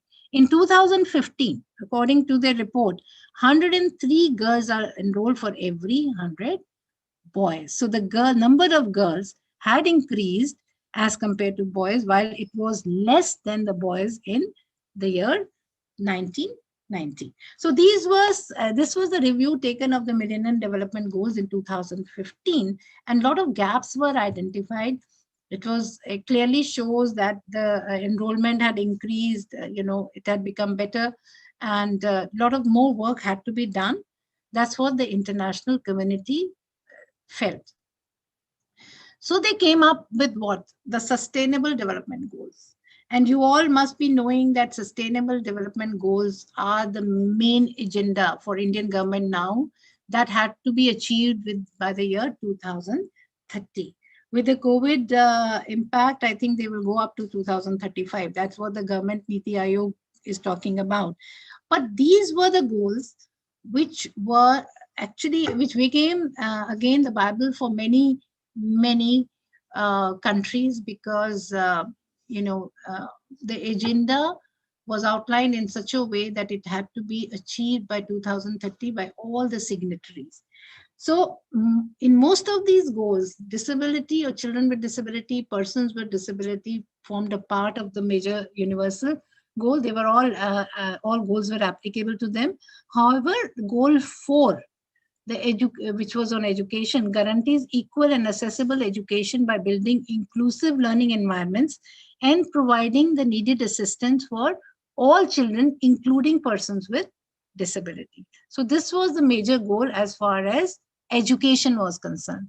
But I feel that education doesn't stand alone. So other goals were also important, because we are talking about employment, we are talking about economic growth in other this thing. So education is linked with all the other goals which include health. So goal 8, which talked about economic growth and productive employment. So it also talked about persons with disability to fully access job market. Goal 10, it talked about social, economic, and political inclusion. So education automatically becomes a part of it. Goal 11 talked about creating accessible cities, water resources, affordable, accessible, and sustainable transport systems, providing universal access to safe, inclusive, accessible, and green public spaces. School also becomes one of those public spaces. So that's what I feel, that when we are talking about Sustainable Development Goals, many goals actually are linked with the goal of education, but the major goal was education. Goal 17, underlying the importance of data collection and monitoring of the SDGs, emphasis on disability, disaggregated data. So we still find in many instances, in even many disasters like the COVID ones, we have a lacuna of the disability disaggregated data. So when we are having data from all sources on everything else, we still don't have a very relevant data as far as persons with disabilities are concerned. So disaggregated data was the need, and that also included data for persons with disabilities. So all goals are universal. All Sustainable Development Goals are universal goals. So that means they apply to all persons, be it any caste, creed, any race, any language, any country. So based on these goals and also talking about the kind of target set by these goals. It was important that, you know, we need develop some strategies to achieve these goals. And in 2015, in the World Education Forum, which was held in Incheon, Republic of Korea, 84 member states and the education community ratified the Incheon Declaration and Framework of Action. According to this Incheon Declaration, it had, amongst other things, education as their main agenda. Inclusion and equity in and through education is a cornerstone of transformative education agenda. And we therefore commit to addressing all forms of exclusion and marginalization, disparities and inequalities in access, participation, and learning outcomes. So this was adopted in 2015, and this is currently a very important strategy as far as education is concerned. But however, can you give me a second? In spite of all this, our ratification of the strategies and everything, you know, we are very, very concerned about the challenges our country is still facing. And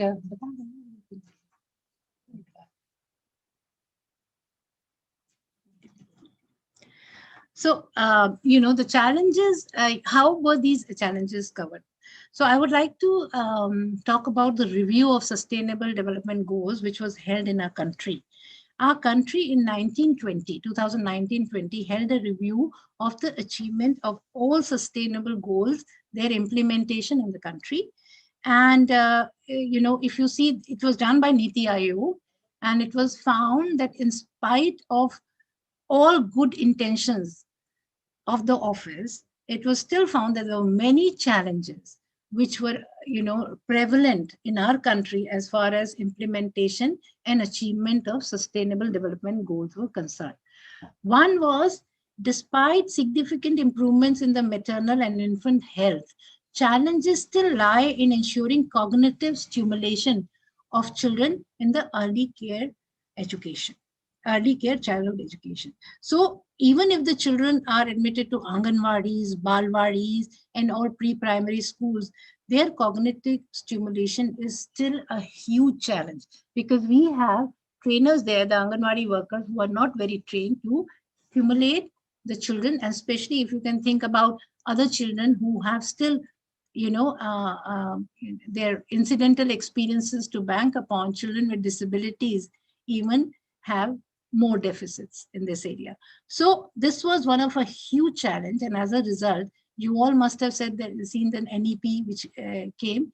Early childhood care education became, and you know, fundamental education, the foundation years became very important part of this NEP. ECC curriculum is being formulated. It has been done by NCERT once. Maybe it will be revised for pre-primary schooling. So all that was underscored in our new NEP 2020 policy. And this came out after the review of Sustainable Development Goals. The second thing which actually became a challenge was the data suggested disparity among different regions in literacy and numeracy. In some regions like, you know, Kerala, Chandigarh, Himachal Pradesh, they were doing very well. But however, a sizable proportion of children still need to meet the level of learning outcomes prescribed for their respective class. So learning outcomes became the buzzword. And learning outcomes are a current emphasis of also the government of India. There's a lot of work done by NCERT in developing the learning outcomes, implementing the learning outcomes, first at the elementary stage, now at the secondary stage, and also now doing you know, consistent monitoring in terms of you know, a kind of a mission mode in terms of the project. So learning outcomes also a huge challenge. In spite of children being enrolled, the quality of education, the report showed, was not up to the mark. So these were the two challenges which occurred after review of the SDG goals by India. So I'm not bringing the international role of international organization, how they guided the Indian situation by talking about how SDG became the Sustainable Development Goals became the buzzword, and how their implementation became a very important agenda for the government of India. And in 1920, these were the things, and these were done collecting the data from all the states, identifying the gaps, and also they formulated a kind of index, which I'm coming to now after this. And index included a lot of indicators which were weighted in terms of the raw data and calculated. So those became the index score became the targets, and it also reviewed and showed how these targets were being achieved, where was every state or where was our country in terms of different targets as far as education is concerned, just to achieve, and this was linked with how we are going to achieve the Sustainable Development Goal of education in 2030. So what were the highlights of the data? This is very important because basically all that agenda was formulated based on the Sustainable Development Goals. But the Niti Aayog report in 2020, it was published, showed that the gross enrollment ratio was highest. It was actually higher than before. It was 75.83 as a national average, but it was highest for Tripura and lowest for Sikkim. And Delhi was the highest as far as UTs were concerned, while J&K was the lowest. So this was the data of enrollment, which was one of the sub-goal of the Sustainable Development Goal. Now the second sub-goal, children out of school, 2.97% were the national average of children being out of school, age group 6 and 30. Goa is the best performing state as far as out of school children are concerned. Puducherry, best among UTs, minus 0.018, and Orissa, highest number of children out of school, highest percentage of children out of school. The average annual dropout rate at the secondary level was overall national average 19.89%. Himachal Pradesh was the best among states as far as dropout is concerned. Chandigarh and UTs, the dropout was 0. Bihar at the secondary level was highest, 39.73, followed by Jharkhand, 36.64. So these were the high states, and the rest were the lowest were, amongst the states was Himachal and Chandigarh among the UTs. So the dropout rate in these states was lower compared to other states. Now, as far as student proficiency, we all have been talking about Pratham. We have been talking about, even we did our National Achievement Survey at NCERT. So the student proficiency in class 3, 5, 8, and 10 was studied. And it was found that at the level 71.03% in grade 3, 5, 8, and 10 achieved at least a minimum proficiency level in language and mathematics in terms of nationally defined learning outcomes. This was the result, only 71.03, which was, according to me, still higher than what I would have thought. The best performing state as far as learning outcomes in class 3, 5, 8, and 10 was Rajasthan at 81.25%. Chandigarh performs the best among the UTs, which was 79.19%. So we know that how SDGs were so important to review the status in a country, and that's what we did. We reviewed the whole thing, and this is what I would say some more highlights I want to talk about our country, which came as a result of the agenda of SDG. Disabled children attending educational institutions, it was found 61.18% of the children with special needs in the age group of 5 to 19 years are attending an educational institution. I mean, amongst all children. There were highest number of children attending institutions in Goa, which was 73.35, and Lakshadweep among the UTs at 69.53%.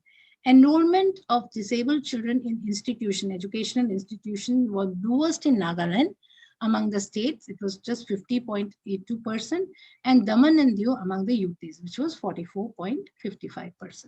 So children with disabilities, if you compared with the national average, was still lower as far as their population is concerned. And this data is from the census 2011, which the Niti Aayog harnessed with their report. Proportion of trained teachers. 78.84% of the teachers at the elementary and secondary have obtained in-service training. Highest in Karnataka among states and Chandigarh among UTs with more than 99% trained teachers. Assam, Daman, Diu and Puducherry have less than 20% trained teachers at the elementary and secondary levels. So training of teachers was another sub-goal which actually was reviewed. Pupil-teacher ratio. National average is 70.43% of schools have achieved a pupil-teacher ratio of less than or equal to 30. That means 30 children and one teacher. So the idea on the SDGs and also the Indian government was to have one teacher for all classrooms separately and having the ideal pupil-teacher ratio, but that has not been achieved yet.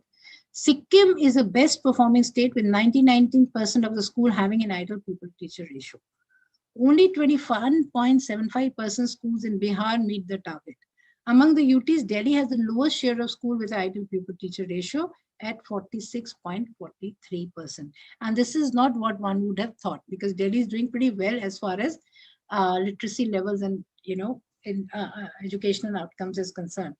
So the top states, as far as scoring was concerned, based on the index and the indicators, I will show you the indicators and index how it was done later, were Himachal Pradesh among the states and Chandigarh among the UTs. So the best performance as far as education was concerned, the highest scoring states, they had categorized highest scoring states and the best ones, and then the front runners who would be achieving the targets of SDG soon. And there were some who were performing poor and some who were just not in the race at all. So that's how they had categorized. However, I will not go into the details of this. Just see how they had developed the policy at the national level based on the SDG. They talked about the SDGs, sub goals. The four, as I told you, the SDG goal 4 is on education, and 4.1 talked about by 2030 ensure that all girls and boys complete free, equitable, and quality primary secondary education, leading to relevant and effective learning outcomes. Based on this, indicators were developed by the Indian government. They talked about adjusted net enrollment ratio, percentage of children who are out of school, average annual dropout rate at the secondary level, percentage of students in grade 3, 4, 8th and 10th achieving at least minimum proficiency level. So here they gave a national target value which was to be achieved. And that meant this was based on their own raw data from the states. So this is a mathematical computational formula, which I would not like to talk about here in details. But for every indicator, they had a mathematical value of the target the country had to achieve. 4.3 sub-goal was by 2030, ensure equal access for all women and men to affordable and quality technical, vocational, and tertiary education, including university. So some of these, the indicators were developed for SDG for some of the sub-goals, not for all. So that's what I'm giving here. Gross enrollment ratio in higher education, 18 to 23 years. Now, their national target value is 50. NEP, even draft NEP and the final NEP talked about GR of 50, 2035. Goal 4.5, by 2030, eliminate gender disparities in education, ensure equal access to all levels of education and vocational training for vulnerable, including persons with disabilities, indigenous people, and children in vulnerable situations. So here, the indicators was gender parity index for higher education, 18 to 23 years, disabled children, 5 to 19 years, attending educational institutions. So this was again the two indicators which were developed under this goal. And the last goal they took was by 2030, substantially increase the supply of qualified teachers, including through international cooperation for teacher training in developing countries, especially least developed countries and small islands developing states. So here the two indicators developed by the Indian government was proportion of trained teachers by educational level, elementary and secondary, percentage of schools with pupil-teacher ratio less or equal to 30. So a lot of work was initiated in different countries based on the SDGs.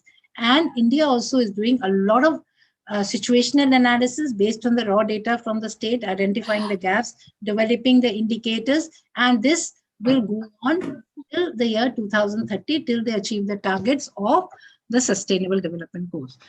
So one can say that all the international organizations, including the UNICEF, I've not talked about the UNICEF agenda, but UNICEF is also doing a major, playing a major role right in implementing of the human rights, and also in training of teachers. They're developing a lot of manuals. They are developing a lot of material which can be accessed from their website. The World Bank has invested a lot in education. You all know that the DPP was funded by the World Bank to a great extent. So a lot of initiatives were taken by the World Bank in promoting the education for all in our country.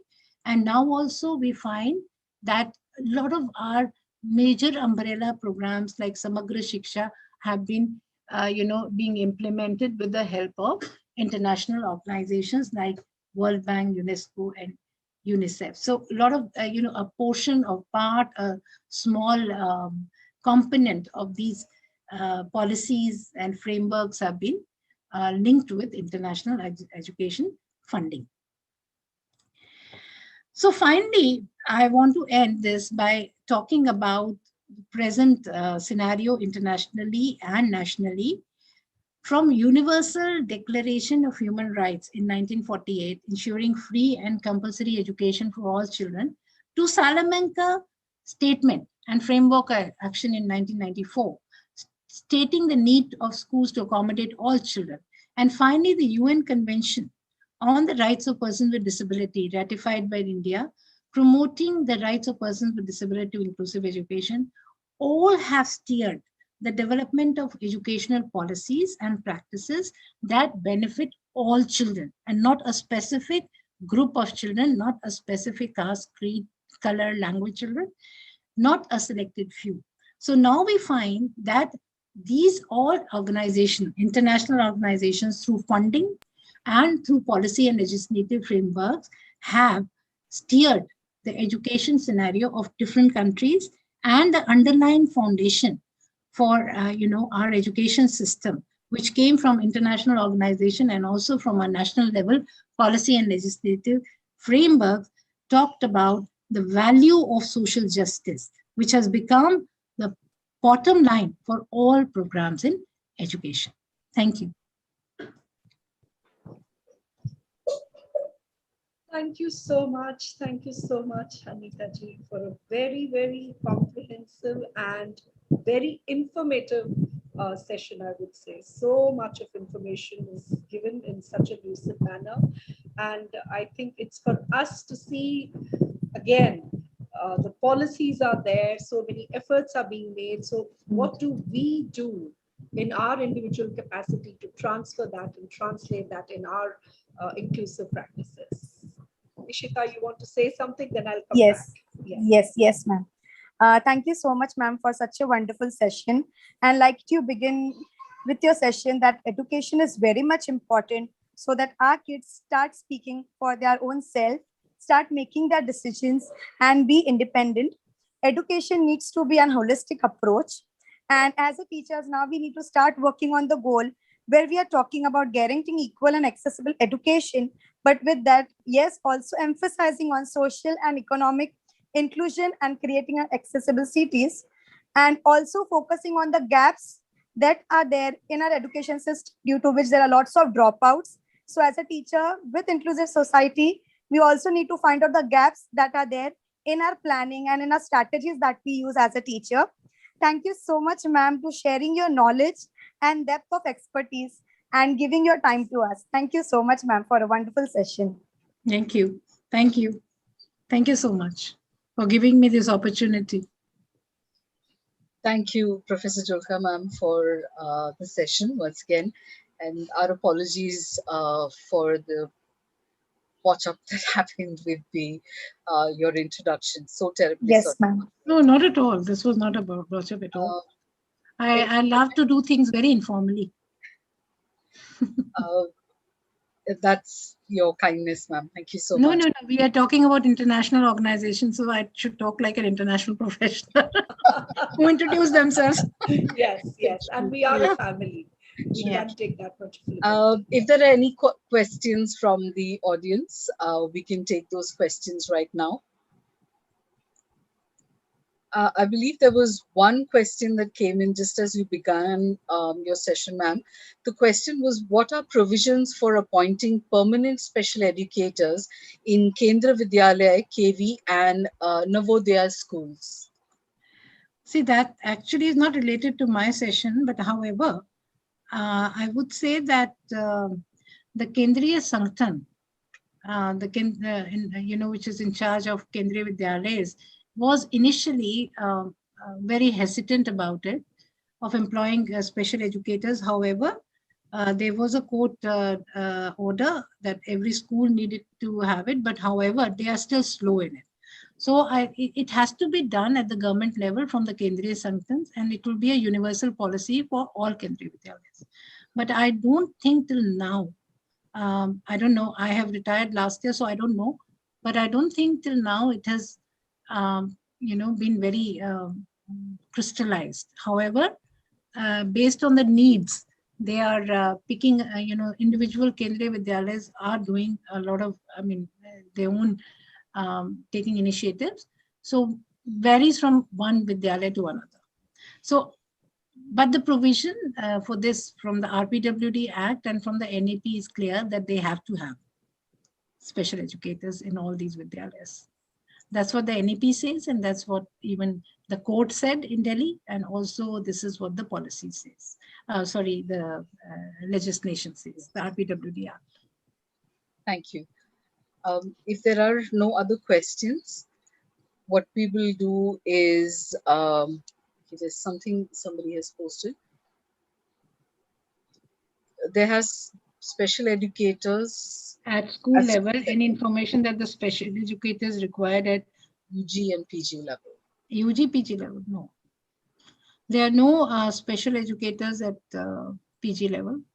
It means higher education. education. Yeah. There are, support services available in universities in terms of, a kind of center where any resource support, if required, can be harnessed. However, college-wise separately, they are nothing like that. Could be within the university setup or something outside the university. Within the university setup. Within the university setup, they have a center for disability. Not all universities, unfortunately. Not all universities. Not all universities. It varies from universities to universities. Absolutely. See, I just wanted to make an observation here. We've been talking about inclusive education, the policies, the legislations, but presently the situation is really, really bad for last more than a year now because of the COVID, and we don't see that improving in immediate future. So that has taken a big beating for our children with special needs. It has taken a beating for everybody, all the children, but more so for our children. And then when in this scenario we talk about inclusive education, I think it is, it's again just a rhetoric. It's not really happening. And that is very alarming and very saddening. So, and many parents don't even feel the need to put their children in school, special children particularly, because that means they have to spend that time with their child in front of their computer or laptop or whatever. And for many parents, special schools become a respite care for them when they can attend to their other duties while the child has gone to the school. So when the child is at home, The children have become aggressive. There are a lot of temper tantrums because they are not able to understand what's happening around them. And parents find it hard to manage their behavior as well as to get that kind of time to sit with the child and attend to the classes. So we are also facing this huge problem where parents are not, coming forward and supporting for their own reasons. You can't really judge the parents. They have their own limitations, their own reasons. So there I feel that our children are going to go backward. In the larger picture, if you look at it, forget inclusive education. Per se education only, our children are going to lag behind if this situation continues for, let's say, another year. No, actually, I feel that this was because inclusive education never was implemented in spirit. Yes, because see, now also education is being implemented, but that's not inclusive. Even the online education which is being implemented is not inclusive. So inclusive education does not have the sight of a regular school. It could be happening in any way, but if it is not inclusive, the spirit is not there, the attitude is not there. So that's the problem. So if one doesn't understand what actually inclusion means, it means in every policy, in every way, in a holistic way, you have to be having an inclusive society.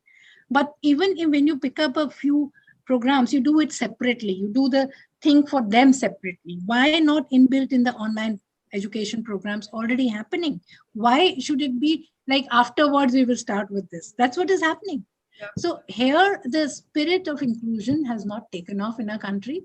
Many people still feel these people are not going to earn or contribute to economically. तो चलेंगे बाद नहीं भी पढ़ेंगे तो क्या होगा? And it's something like the poor children, by the way. Yes. It's not only children with disability. Absolutely, it's not. It's many poor children are actually dropped out of schools. Yes.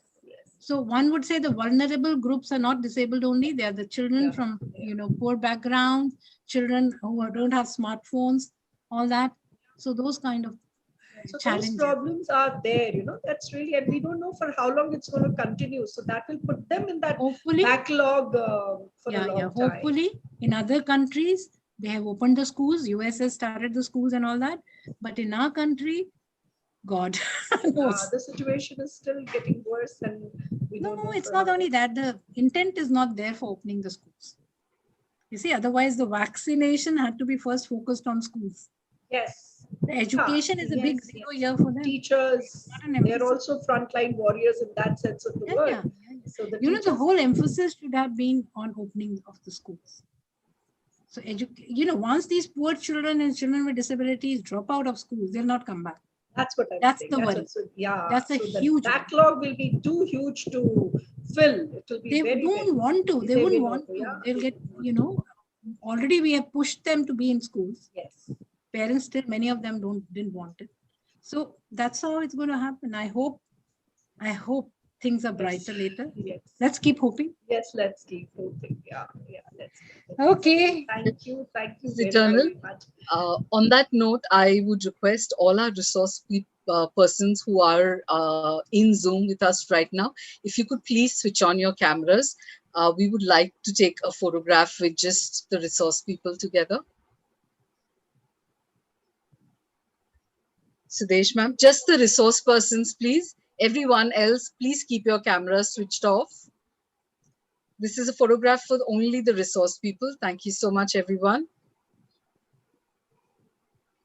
Varsha Ben, please switch off your camera. Photograph is only for the resource people. Avita, can you please switch off your video? Yes. Sudesh ma'am. Aloka ma'am. Jayanti is also no photograph. Yes. Jayanti ma'am. Anupam, I can see. I'm sorry, I'm addressing everyone by your first names. Please forgive me. We've forgiven you. One person who thinks we are young. Sudesh ma'am is there. Jayanti, I could see. I got a glimpse of Jayanti. Yes. Yeah. Glimpse of Jayanti. Okay.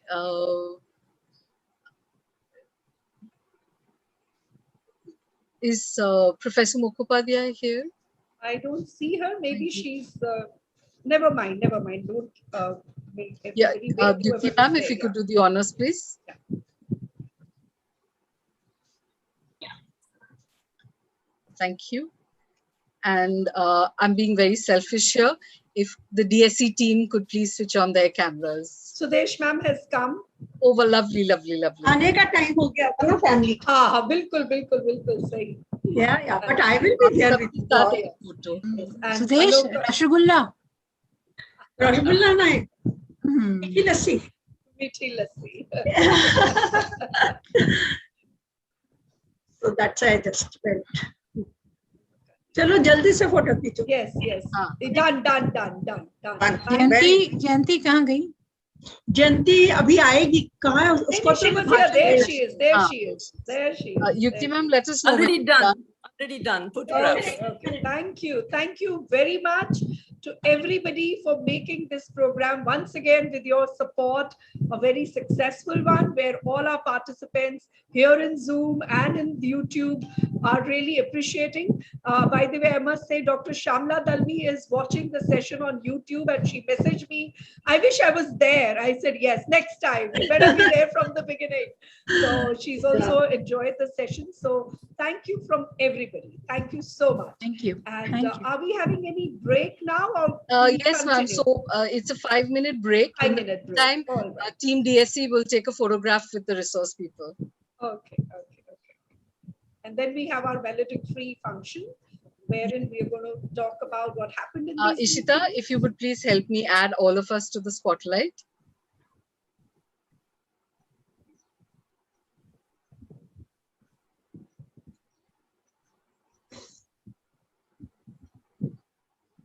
I think that's all. Done? We haven't added Apurva ma'am though, because I think we can have only 9 in one screen. Aloka, these also Yes, there. ma'am. It's only 9 All, people allowed. Lit up now. Now there is no shadow on her beautiful face. Yes. So find it quickly, Yukti. Okay, so if we, we're all there, so we just go into gallery view and take a quick photograph. Yes.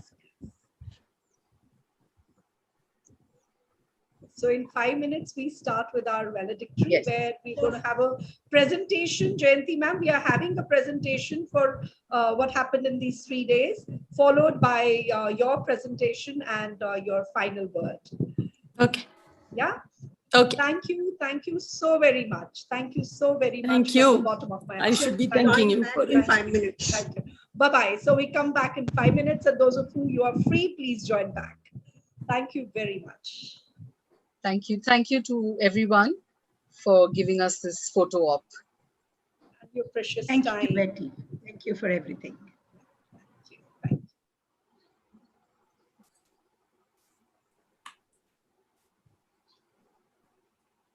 you. Betty ma'am, can you just see a message on Yeah. WhatsApp? Yeah.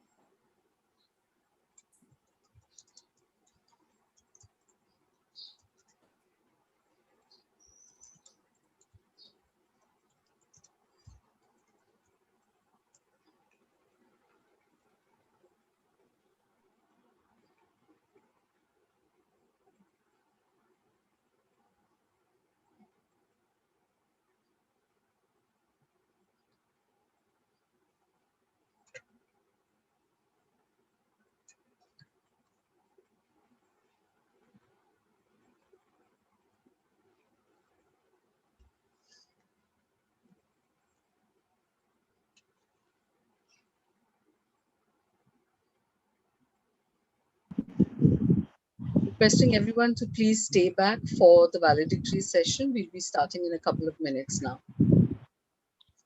Feedback forms will be shared only post the valedictory session.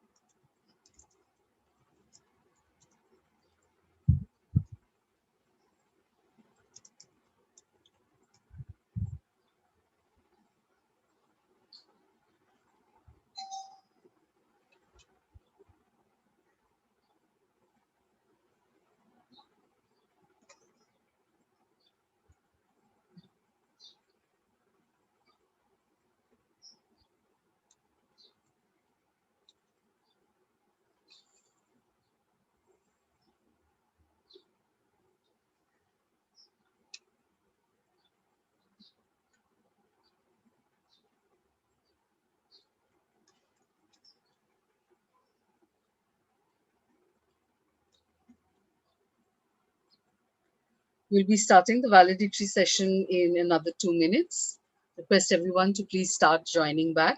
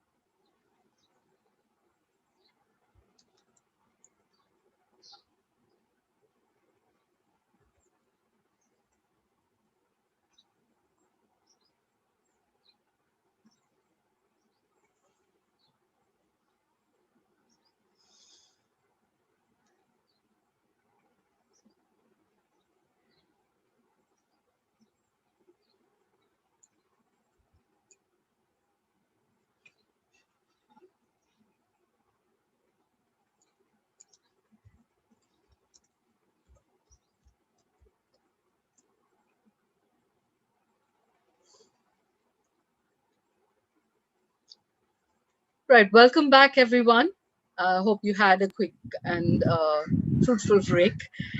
It's now time for the valedictory session. 3 days and 6 sessions, we have reached the close of this national webinar on international and national policies and legislative provisions for persons with disabilities, or PLPWD 2021, as we like to call it at DSC. We would like to begin the valedictory session by welcoming our chief guest, Dr. Jayanti Narayan. I invite my colleague, Ramya Yu, to please introduce Dr. Narayan, ma'am. Thank you, Ramya. Welcome, Betty, ma'am. It's my immense pleasure and privilege to welcome Professor Jayanti Narayan, who was former Deputy Director of National Institute for Empowerment of Persons with Intellectual Disability, NIPID. Formerly, it was known as NIMH. Professor Jayanti Narayan is currently a visiting faculty at University of Northampton, UK. She retired as a deputy director, as I have said earlier. She completed her post-graduation specializing in education in learning disability as well as intellectual disability. She did her PhD with Fulbright Senior Research Fellowship. She carried out postdoctoral program at Boston College, Massachusetts, USA. In 2018, she conferred upon with honorary doctorate by the UK. As a consultant in special and inclusive education, Dr. Narayan has trained teachers in special and inclusive education and has also carried out situation analysis of education with children with disabilities in various international locales hired by UNICEF, UNDP, WHO, and international agencies such as Pekin's International and Helen Keller International. Once again, I welcome you for this valedictory ceremony, ma'am. Thank you. Thank you so much. Thank you, Ramya. Before we go ahead, we'd like to take stock and review all the learning we have garnered over the last few days. I now invite my colleague Yukti Gupta to please share the report on the 3-day proceedings so far. Thank you so much, Betty ma'am.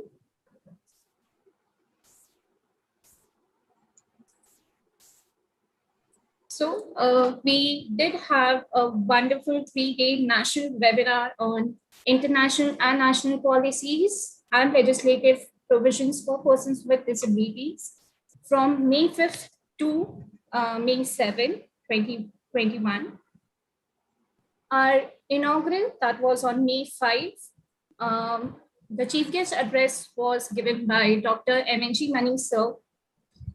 He did talk about where he did trace the timeline of education of persons with disabilities starting from Jomtien Conference, Thailand in 1990 to Dhaka Declaration in 2000.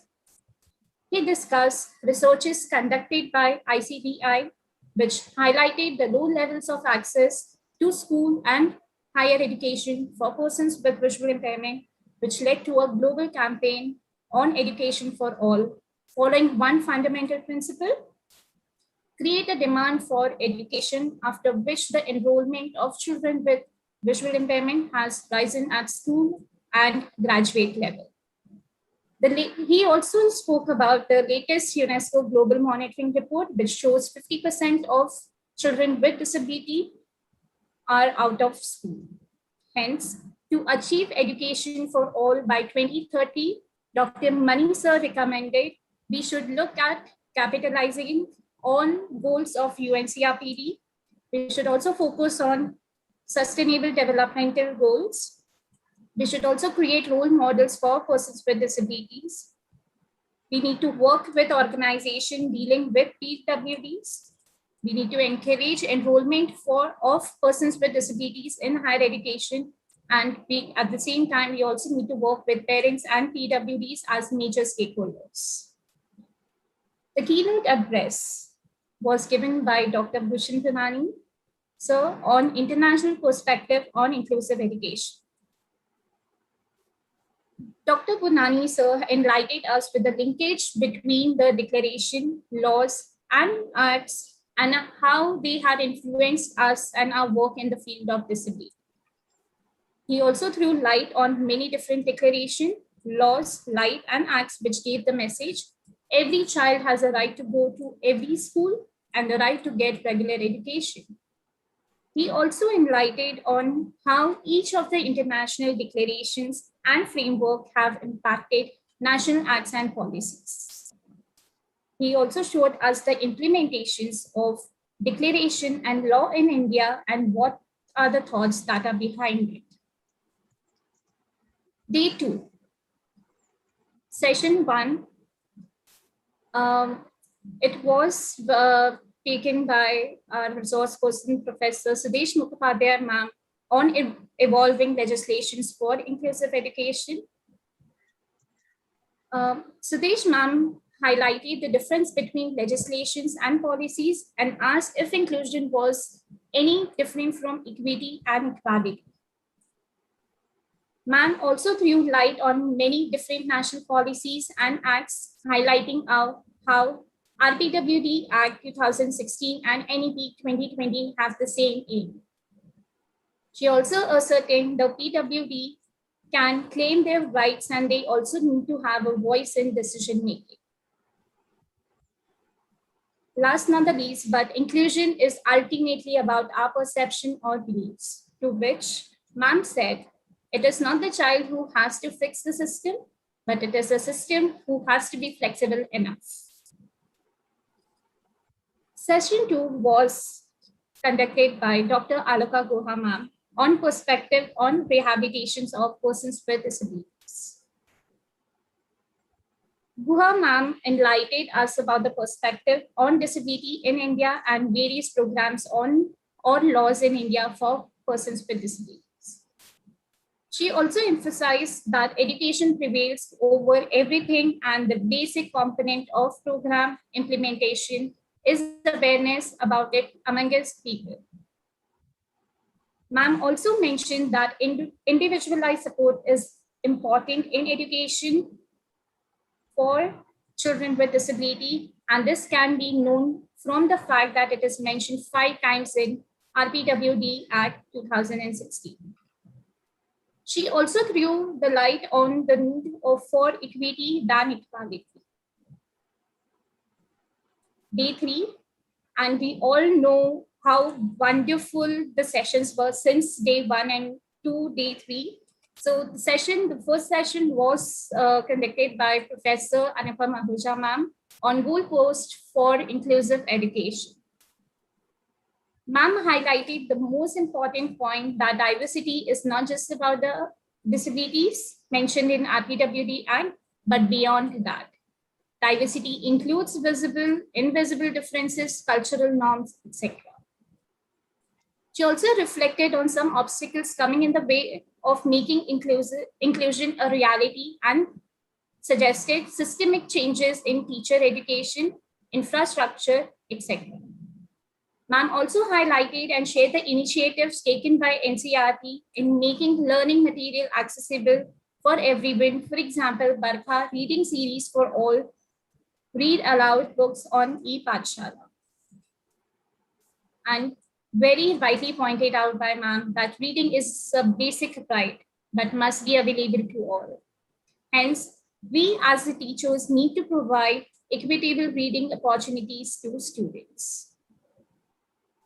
Session 2 by Professor Anita Julka ma'am on role of international organizations in education. Ma'am addressed on several policies, acts, and legislations. That is the Right of Education Act, Article 29, Article 24 of UNCRPD, UNESCO Policy on Inclusive Education, Incheon Strategy, MDGs, SDGs, and World Education Forum 2015. Ma'am also highlighted several points, that is, developing child's personality and also spoke about developing them with education. She also highlighted right to education for students in any environment they want. We also need to know how to include every person with disability and help them to reach their fullest potential because education provides social justice for strengthening and having equality for all.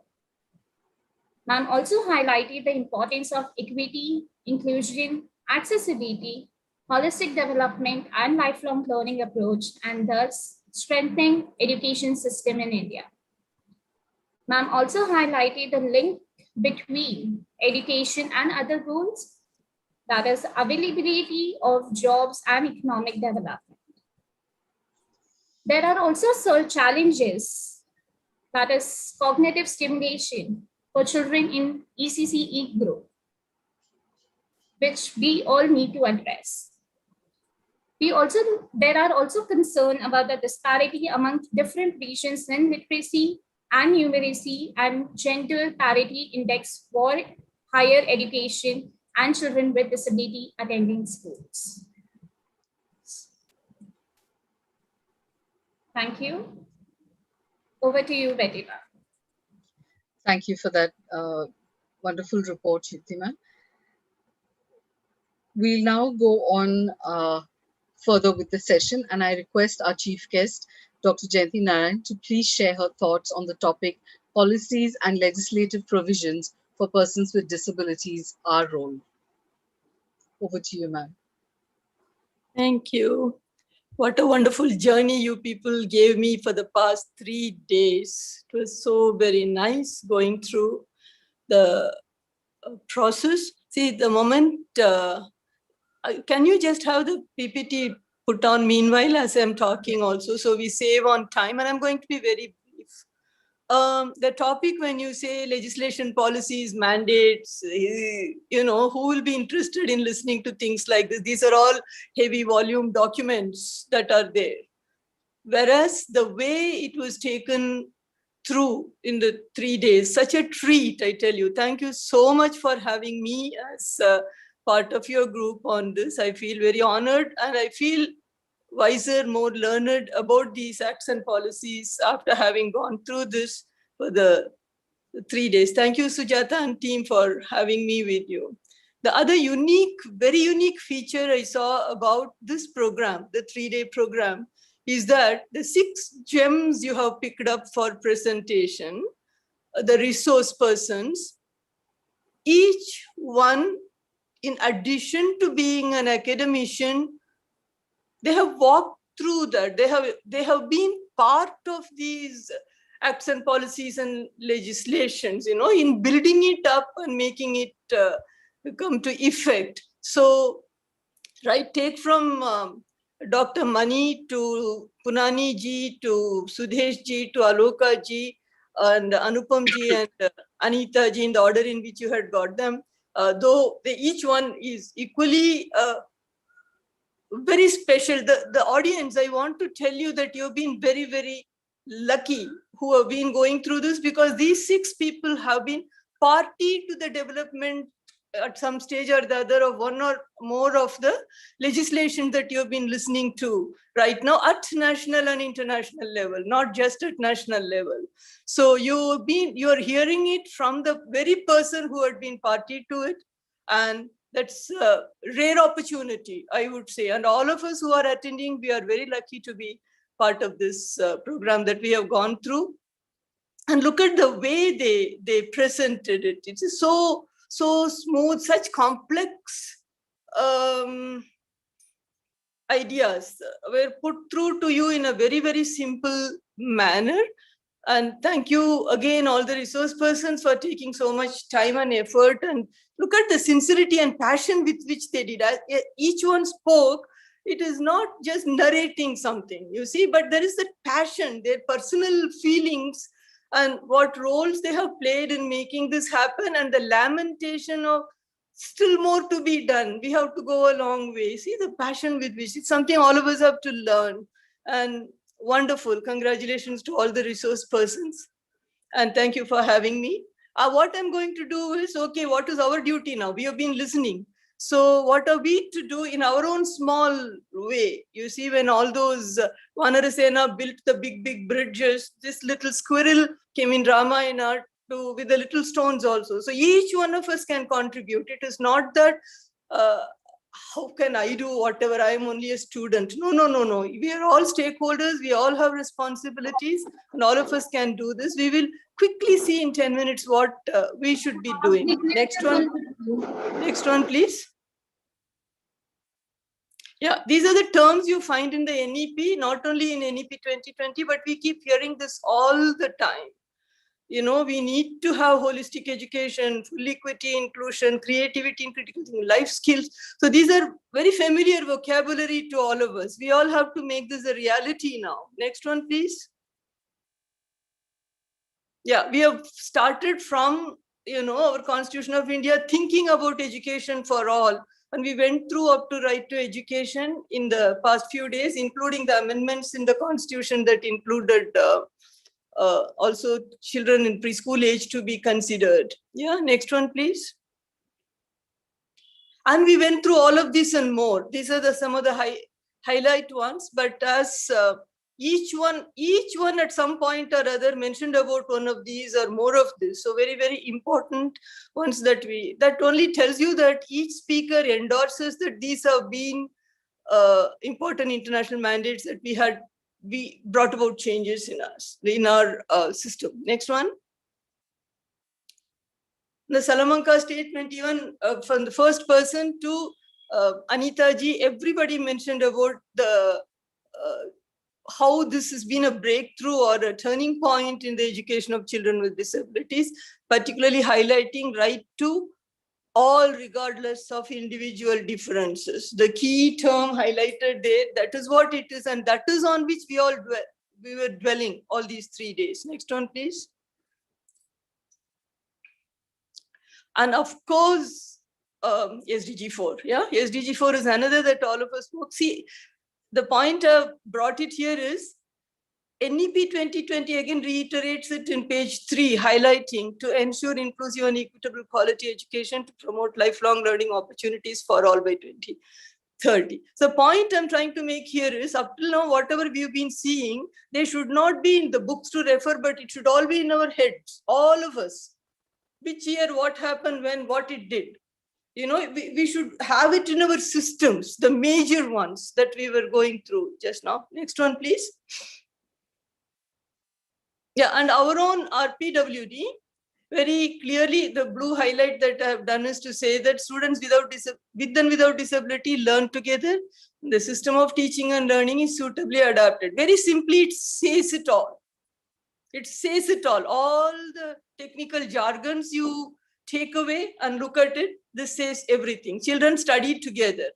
So it talks about your reasonable accommodation. It talks about everything that the child should get as his right to get educated with others, not segregatedly. Next one, please.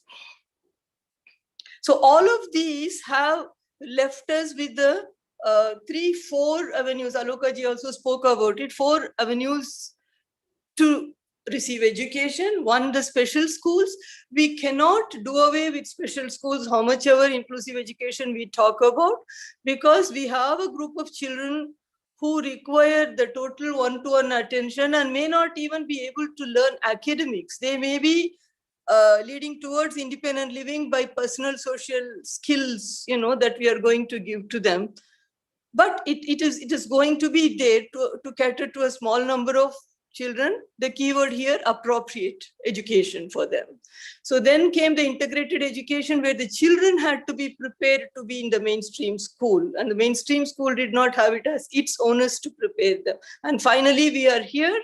We, the teachers of regular and special education, it is our responsibility that we include all children, and we be responsible to see that they get the education that is appropriate for them. Next one. Next one, please. Yeah, as a result, we have spoken about all of this. This is another thing we'll keep in mind. These highlights I have put up once again in the screen, so that they're all in our minds and not just to be referred in the papers. So today we are with the Samagra Siksha, and we have to make sure that each one of us make sure that we do our bit for education of children, all the children together, with and without disability. Next one, please. Look at this vision that we have in page 6 of our NEP 2020. Indian ethos. So enough of 70, it's going to be 75 years since British left us. Let us have our Indian ethos, rooted in Indian ethos that contributes directly to transforming India sustainably into an equitable and vibrant knowledge society. This is the reason why the Barkhaa series is very special. All the 40 books are very Indian stories that an Indian child in the village also will be able to relate himself or herself to. And it is accessible to all children, what Anupamji was talking about. Yeah. And we should be providing high quality education to all, and thereby making India a global knowledge superpower. Wow. Listen to that, how beautifully worded. Global knowledge superpower. Yeah, and all of us have a role to play. I'm repeatedly saying this with every slide you notice. Each one of us will have to do our bit. It is not they will do it. There is no they. It is all we. Next one, please. So how do we do this? I'm sure all of you agree with me so far that all that we have seen through in the past 3 days triggers something in us to do our bit, right? So what do we do? Next one, please. Teacher readiness. So there were discussion points and questions about when will special teachers be recruited in certain schools? Is it in the agenda or not, kind of questions. Recruitments on the one side, it's happening. Each state is doing it differently, but they are doing it slowly. It is happening. But we as teachers, in our audience among us, we are a lot of special educators and maybe some regular educators also. We should be mentally ready, emotionally ready. Like Anita ji was telling with a lot of disappointment that inclusive education is not yet in spirit. The attitude has to change. When she said that, we could see how pained she was when she said that, right?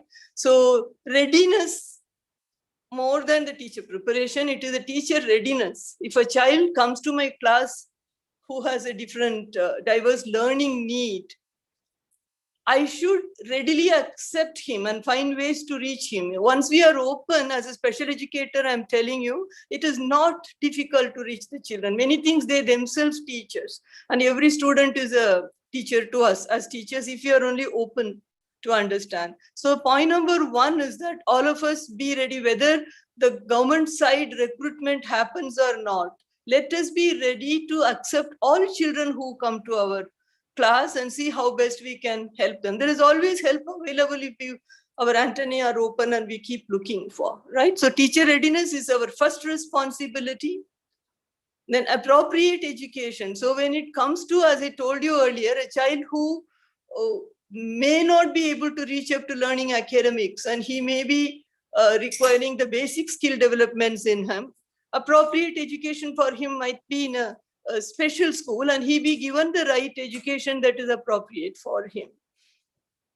And the home-based education, because that is another thing. And NEP also says that very clearly. Appropriate education is a key word in NEP 2020 also. It is not that special schools will be closed and fit a square peg in the round hole. No way. We don't fit a square peg in the round hole. They have to be in the respective slots to make meaning out of the education that they receive. So it is also talking about home-based education.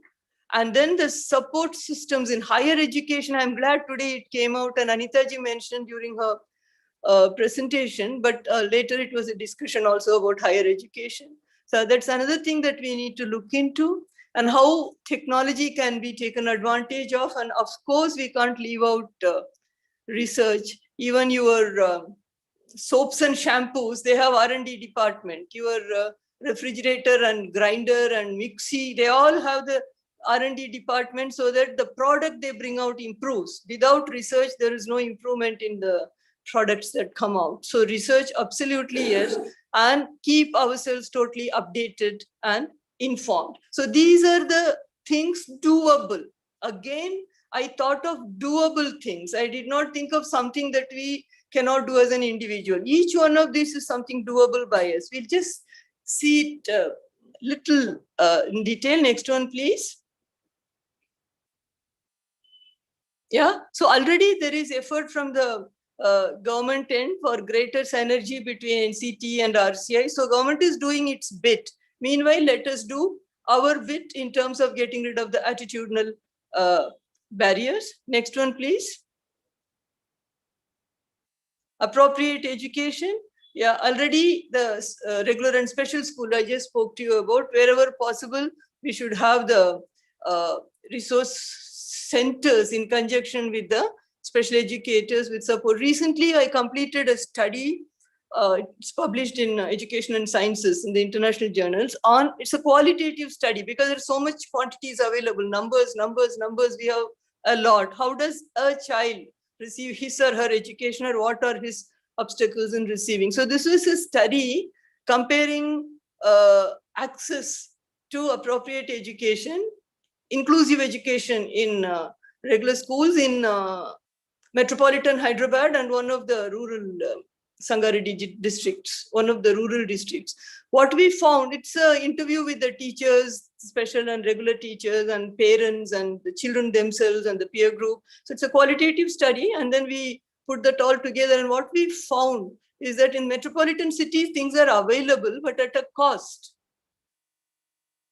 And teachers who were interviewed, some really had that enthusiasm, I want to do, regular and special teachers. Whereas some said that has to happen, this has to happen. You see the external locus of control, because that is not there, because this is not there, I am unable to do.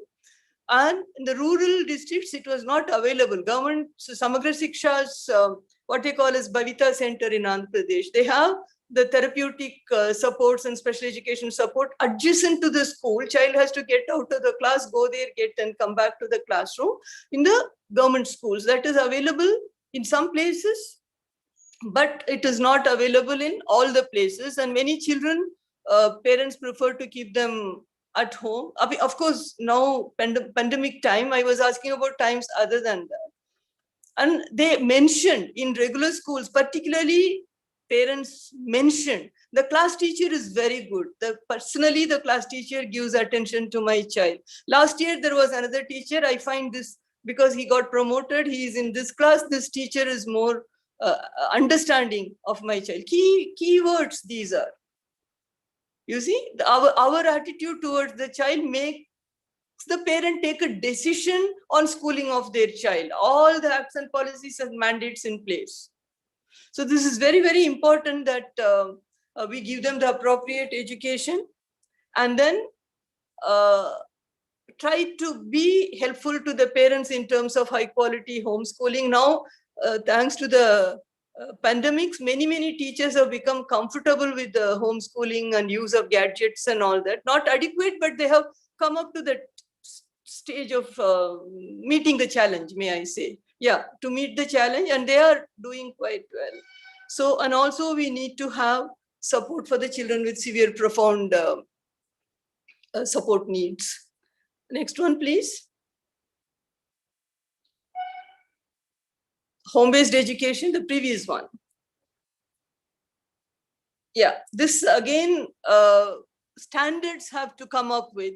Why don't you, those of you who are still students or doing your MEd, MPhil, PhD, take up topics like this. How are the home-based education conducted? What are the records maintained by the teachers who conduct the home-based education? What kind of standards are given to them? These are all things that we students can do who are now at your MEd, doing MEd or doing MPhil or PhD. This is very much past the educator's job. Take up topics like this rather than the same attitudinal topics that everybody does, you see. So this is something that you can do. What kind of material they use, what are the problems in the teachers who are home teachers, what are the problems the parents face, what are the plus points. This will be so revealing, and we should find a platform to publish it. Once we come to the research point, we'll talk about it. Next one.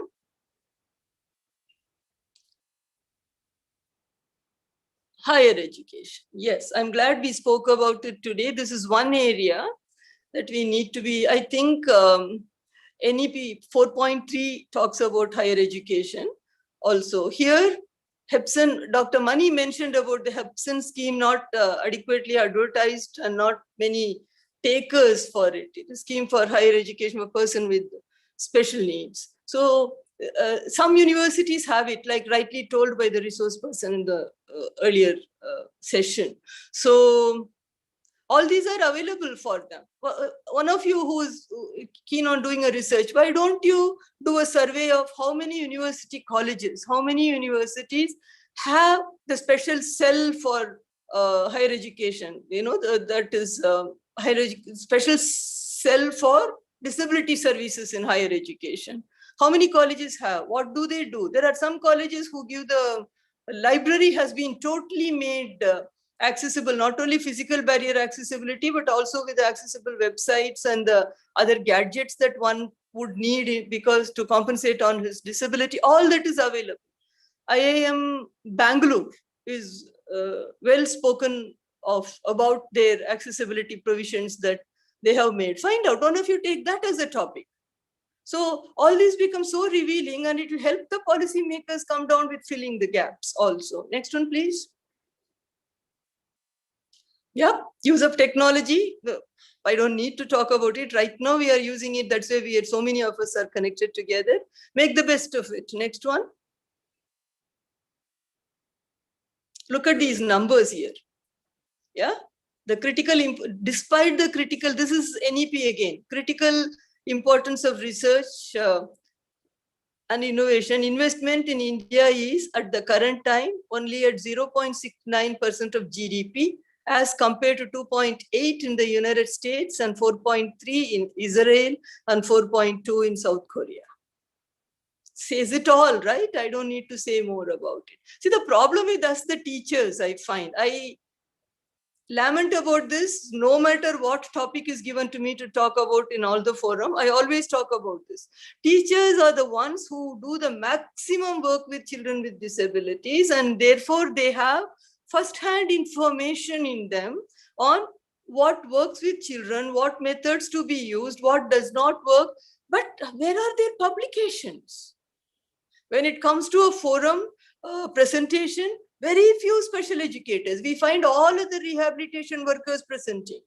But I don't know why our teachers, special or regular education teachers, shy away from publishing. What you are going to give is going to be the wealth of information in pedagogy. I'm telling you, you know, as teachers, we will all understand from it. Have a little journal, which is all teachers' journal that goes all over India. There are some. I know there is something called Teacher Plus. There are some that is happening, but it should be made more popular, and the publications in journals of repute. Please, teachers, do that.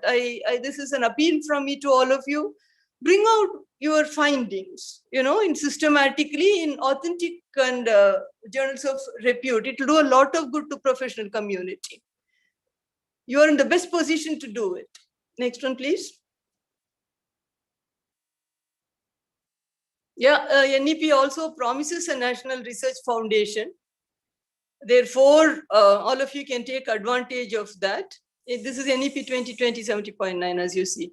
So professionals in the field of disabilities to focus on innovation and share the findings through presentation, good platforms like this one, currently what is happening. So SNDT platforms are always platforms of quality, style and quality that they maintain. It's a pride to say I have presented in one of SNDT's programs always. And journals of repute, please do that.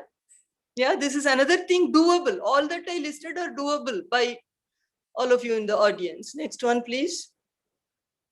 Yeah, shall we close it here by remembering our Rabindranath Tagore's beautiful sentence to say the highest education is that which does not merely give us information, but makes our life in harmony with all existence.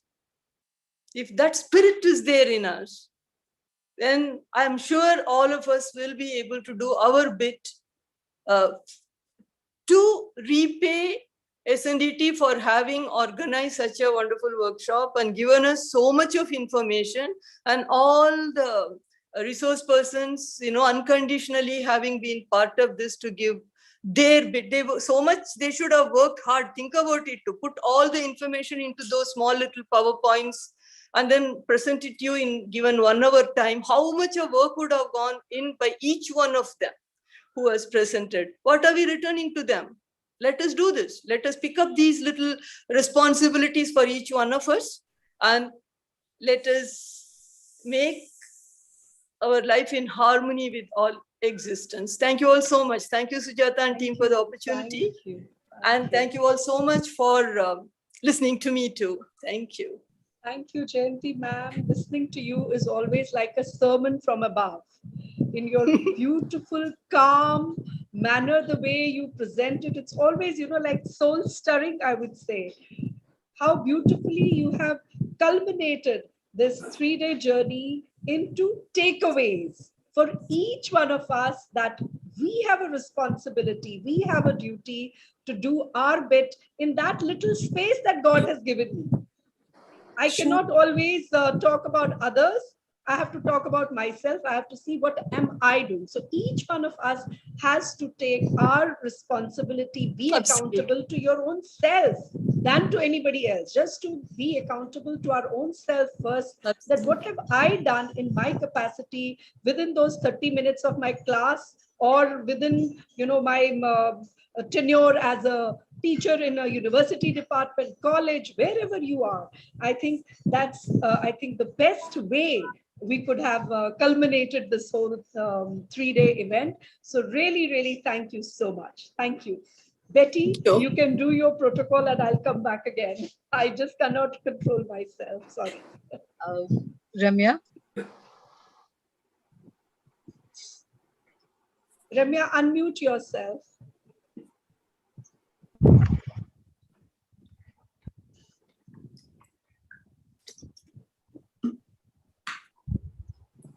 Ramya, we can't hear you.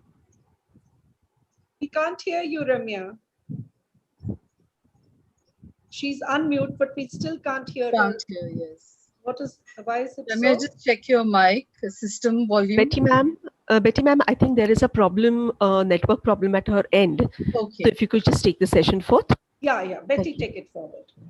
Ramya, thank you. No problem. No problem. Just have to say thank you to Dr. Jayanti Nayan ma'am for the wonderful session, and like Dr. Bhan said, for consolidating everything together and really giving us a very clear picture of what are the possibilities and what are the steps that we can take in our own little ways to move ahead, to bring, we ask a lot of questions about who will implement, when will it be implemented, and how will this implementation happen. And I think you've shown us the path about how we ourselves can begin this implementation process in our little ways and take it much further for then the larger scale implementations to happen. So thank you so much for sharing your thoughts with us and for taking this session. I now request Professor Sujata Bhan to please give the vote of thanks. Been doing this from the start of the program, so I want to end the program doing the same, but it's a protocol. So first and foremost, I think I need to give convey my sincere gratitude to the university, to our Vice Chancellor, Madam. Because of the university, their support, we are able to do these programs. So my first and foremost gratitude to the university, to the Vice Chancellor, to all the support staff of the university who allow us to carry out these programs time and again under whatever circumstances we are in, because I feel that it is this that keeps us alive and kicking besides just doing our routine lectures. It's very important that we keep bringing these stalwarts together, come up with these important, relevant, contemporary themes and have conversations around it so that, and more people benefit out of it. So we always reach out to people from all over, so to join and reap the benefit of getting so much information from all these stalwarts. So first and foremost, thanks to the university, and most importantly, which I cannot say enough, it is our resource people who make our programs successful, who make our programs what they eventually turn out to be. Right from Dr. Mani, who very graciously accepted after a long chase, we were able to get him to be with us, even though for a little while, but even in those few moments that he was with us, what he communicated was very, very encouraging. And I'm really, really thankful to him for being there with us. Then after that, Professor Dr. Punani, Professor Mukhopadhyay ma'am, Lokadi ma'am, Anita Julka ji, Anupam Ahuja ji, Jayanti Narayan ma'am, all of you, as you have been saying that we've become an extended family, it's our great privilege, great honor that you feel that way, and we feel so close to all of you that just whenever I think of doing something, you're the people that I know I can fall back on. And what Jayanti ma'am very correctly pointed out, that everybody has taken so much of time to prepare these presentations, to work on these topics. It's not easy to put it in the form of presentation. It's not just like having a talk. You're actually spending so much of time, and these are free webinars. It is really, I'm humbled by your support. So thank you from the bottom, the core of my heart, to each one of you to always support us. And I am sure that I can seek that support in times to come. Every time, anytime we think of anything in the department that we want to do, it will be you people that I'll be banking on, because you bring with yourself such great knowledge, great experience, and the willingness to share. You don't hold back. All of you have this great quality that there is nothing like, I don't want to give it all. You all just give it everything, your knowledge, your expertise, your love, everything you give it to us. And we are really thankful to you for that. Last but not the least, I want to thank my DSC team, who are always willing to take my vision forward. Without them, without their support, without their hard work, none of this would be possible. We are running 6 courses right now. So our lectures are going on, our NAC is happening. So that work is going on. Along with all of that, my team supports me. So I cannot thank them also enough for, whenever I tell them, they never say, no, we can't do it. They're there with me, and we all together plan and execute our programs together. So thank you very much. Lastly, I would say the participants, when they show that faith in us, we are not having a CRE program. The moment you put the tag of CRE, you will have a beehive of participants willing to join at any cost, at any fee, at any point of time. But it is not even a CRE. They just come to learn. They have the faith in DSC that whatever they will get from here will be all quality. It will be all adding to their knowledge. So they just come for learning. They just come for that knowledge. So thank you, each one of you, to be there, support us, and be very good audience also at the same time. So thank you very much. And I just hope and pray this pandemic ends soon. There is normalcy in our lives. We get back and have face-to-face sessions, which makes it very different than having this online thing. So I just pray for the safety of everybody, and God Almighty to take mercy on us and help us in our journeys to make a difference. Thank you so very much. Thank you very much. Thank you, Professor Bhan, for those words. We now are at the very last bit of this national webinar. And before we close, I would request everyone to quickly switch on their cameras so that we can take a photograph. And post that, we will be standing for the national anthem. So I request everyone to please hold on.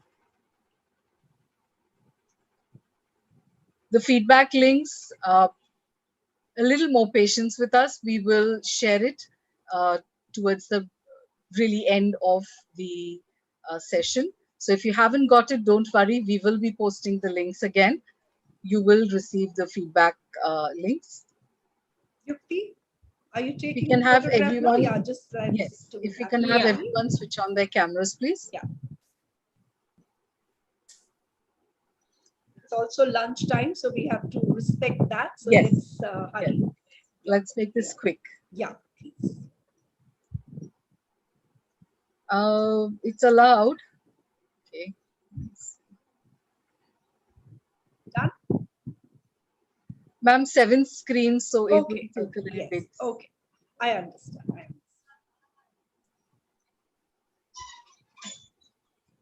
Thank you, Yukti. Thank you. So we can just stand for the national anthem. Yukti, are you playing that?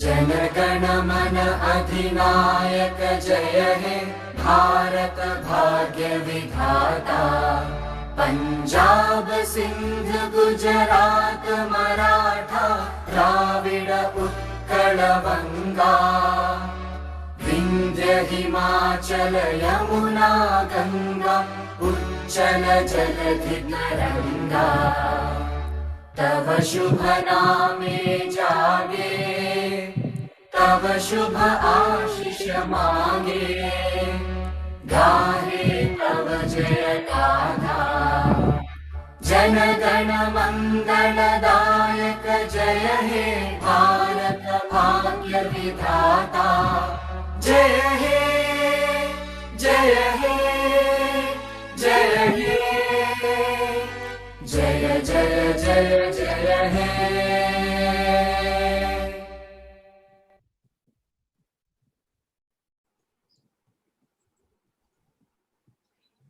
Thank you. So Yutima. thank you very much. Thank you, everyone. everybody. Thanks to Bye all bye. of you. Stay safe, and hope we meet physically soon. Thank you once Thank again you. to all our resource people, to the audience, to my colleagues at DSC, we've all worked hand in hand to make this possible, and we're very, very happy to see all the comments and the smiles on our resource persons' faces. We offer our apologies for any inconveniences that may have been caused to you, and we look forward to having you again very soon for another webinar. Thanks a lot. Thank you, and goodbye. God bless. Stay safe. Today I'm trying to remember all the names. Ramya, Apurva. Every time I forget because today I can see it. Sunanda. Yes. So anyone else if I have missed, thank you very much. Yes. Thank you, ma'am. Shita and Himali. See you again. Put the links in the chat box. Yes. Okay. Yes. Thank you. Thank you. Feedback link is not responding. Just Bombay में घूम रही हूँ मैं इस समय online Sujata के साथ बॉम्बे में Okay. All right. Feedback Thank form. you, everyone. Bye. Please put the feedback form. There seems to be It's done, some ma'am. issue It's there. been put in. Done? Okay. Yeah, it's Okay. done. So do you all want to get into the breakup room right now because it's lunchtime? You can. I will All just right. stop the live streaming. Okay. Okay.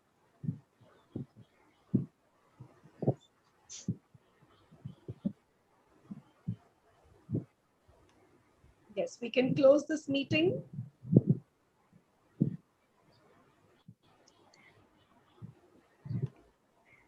Himali, could you just check and tell me if we've completed the stream in on YouTube? Because from where I can see it, it still looks like Dr. Bhan saying her thanks. 1 second, I'll just check. And also, they're still asking feedback form not responding. Ma'am, Yukti is checking it out. Okay. Ma'am, it is working because I is, recently yeah. filled in one. No, Amrit is writing that it's not responding. Amrit, what happens sometimes is when everyone's accessing at the same time, when you click, it may not work. So just give it some time and try it later. You have 30 minutes anyways. Yeah, and also many people have already started filling the feedback form, so it's responding. It's responding. Himali, YouTube, can I switch off the stream? Yes, please, Betty ma'am. Okay. Ramya, can you please post the link again? Because I believe some of them are trying to access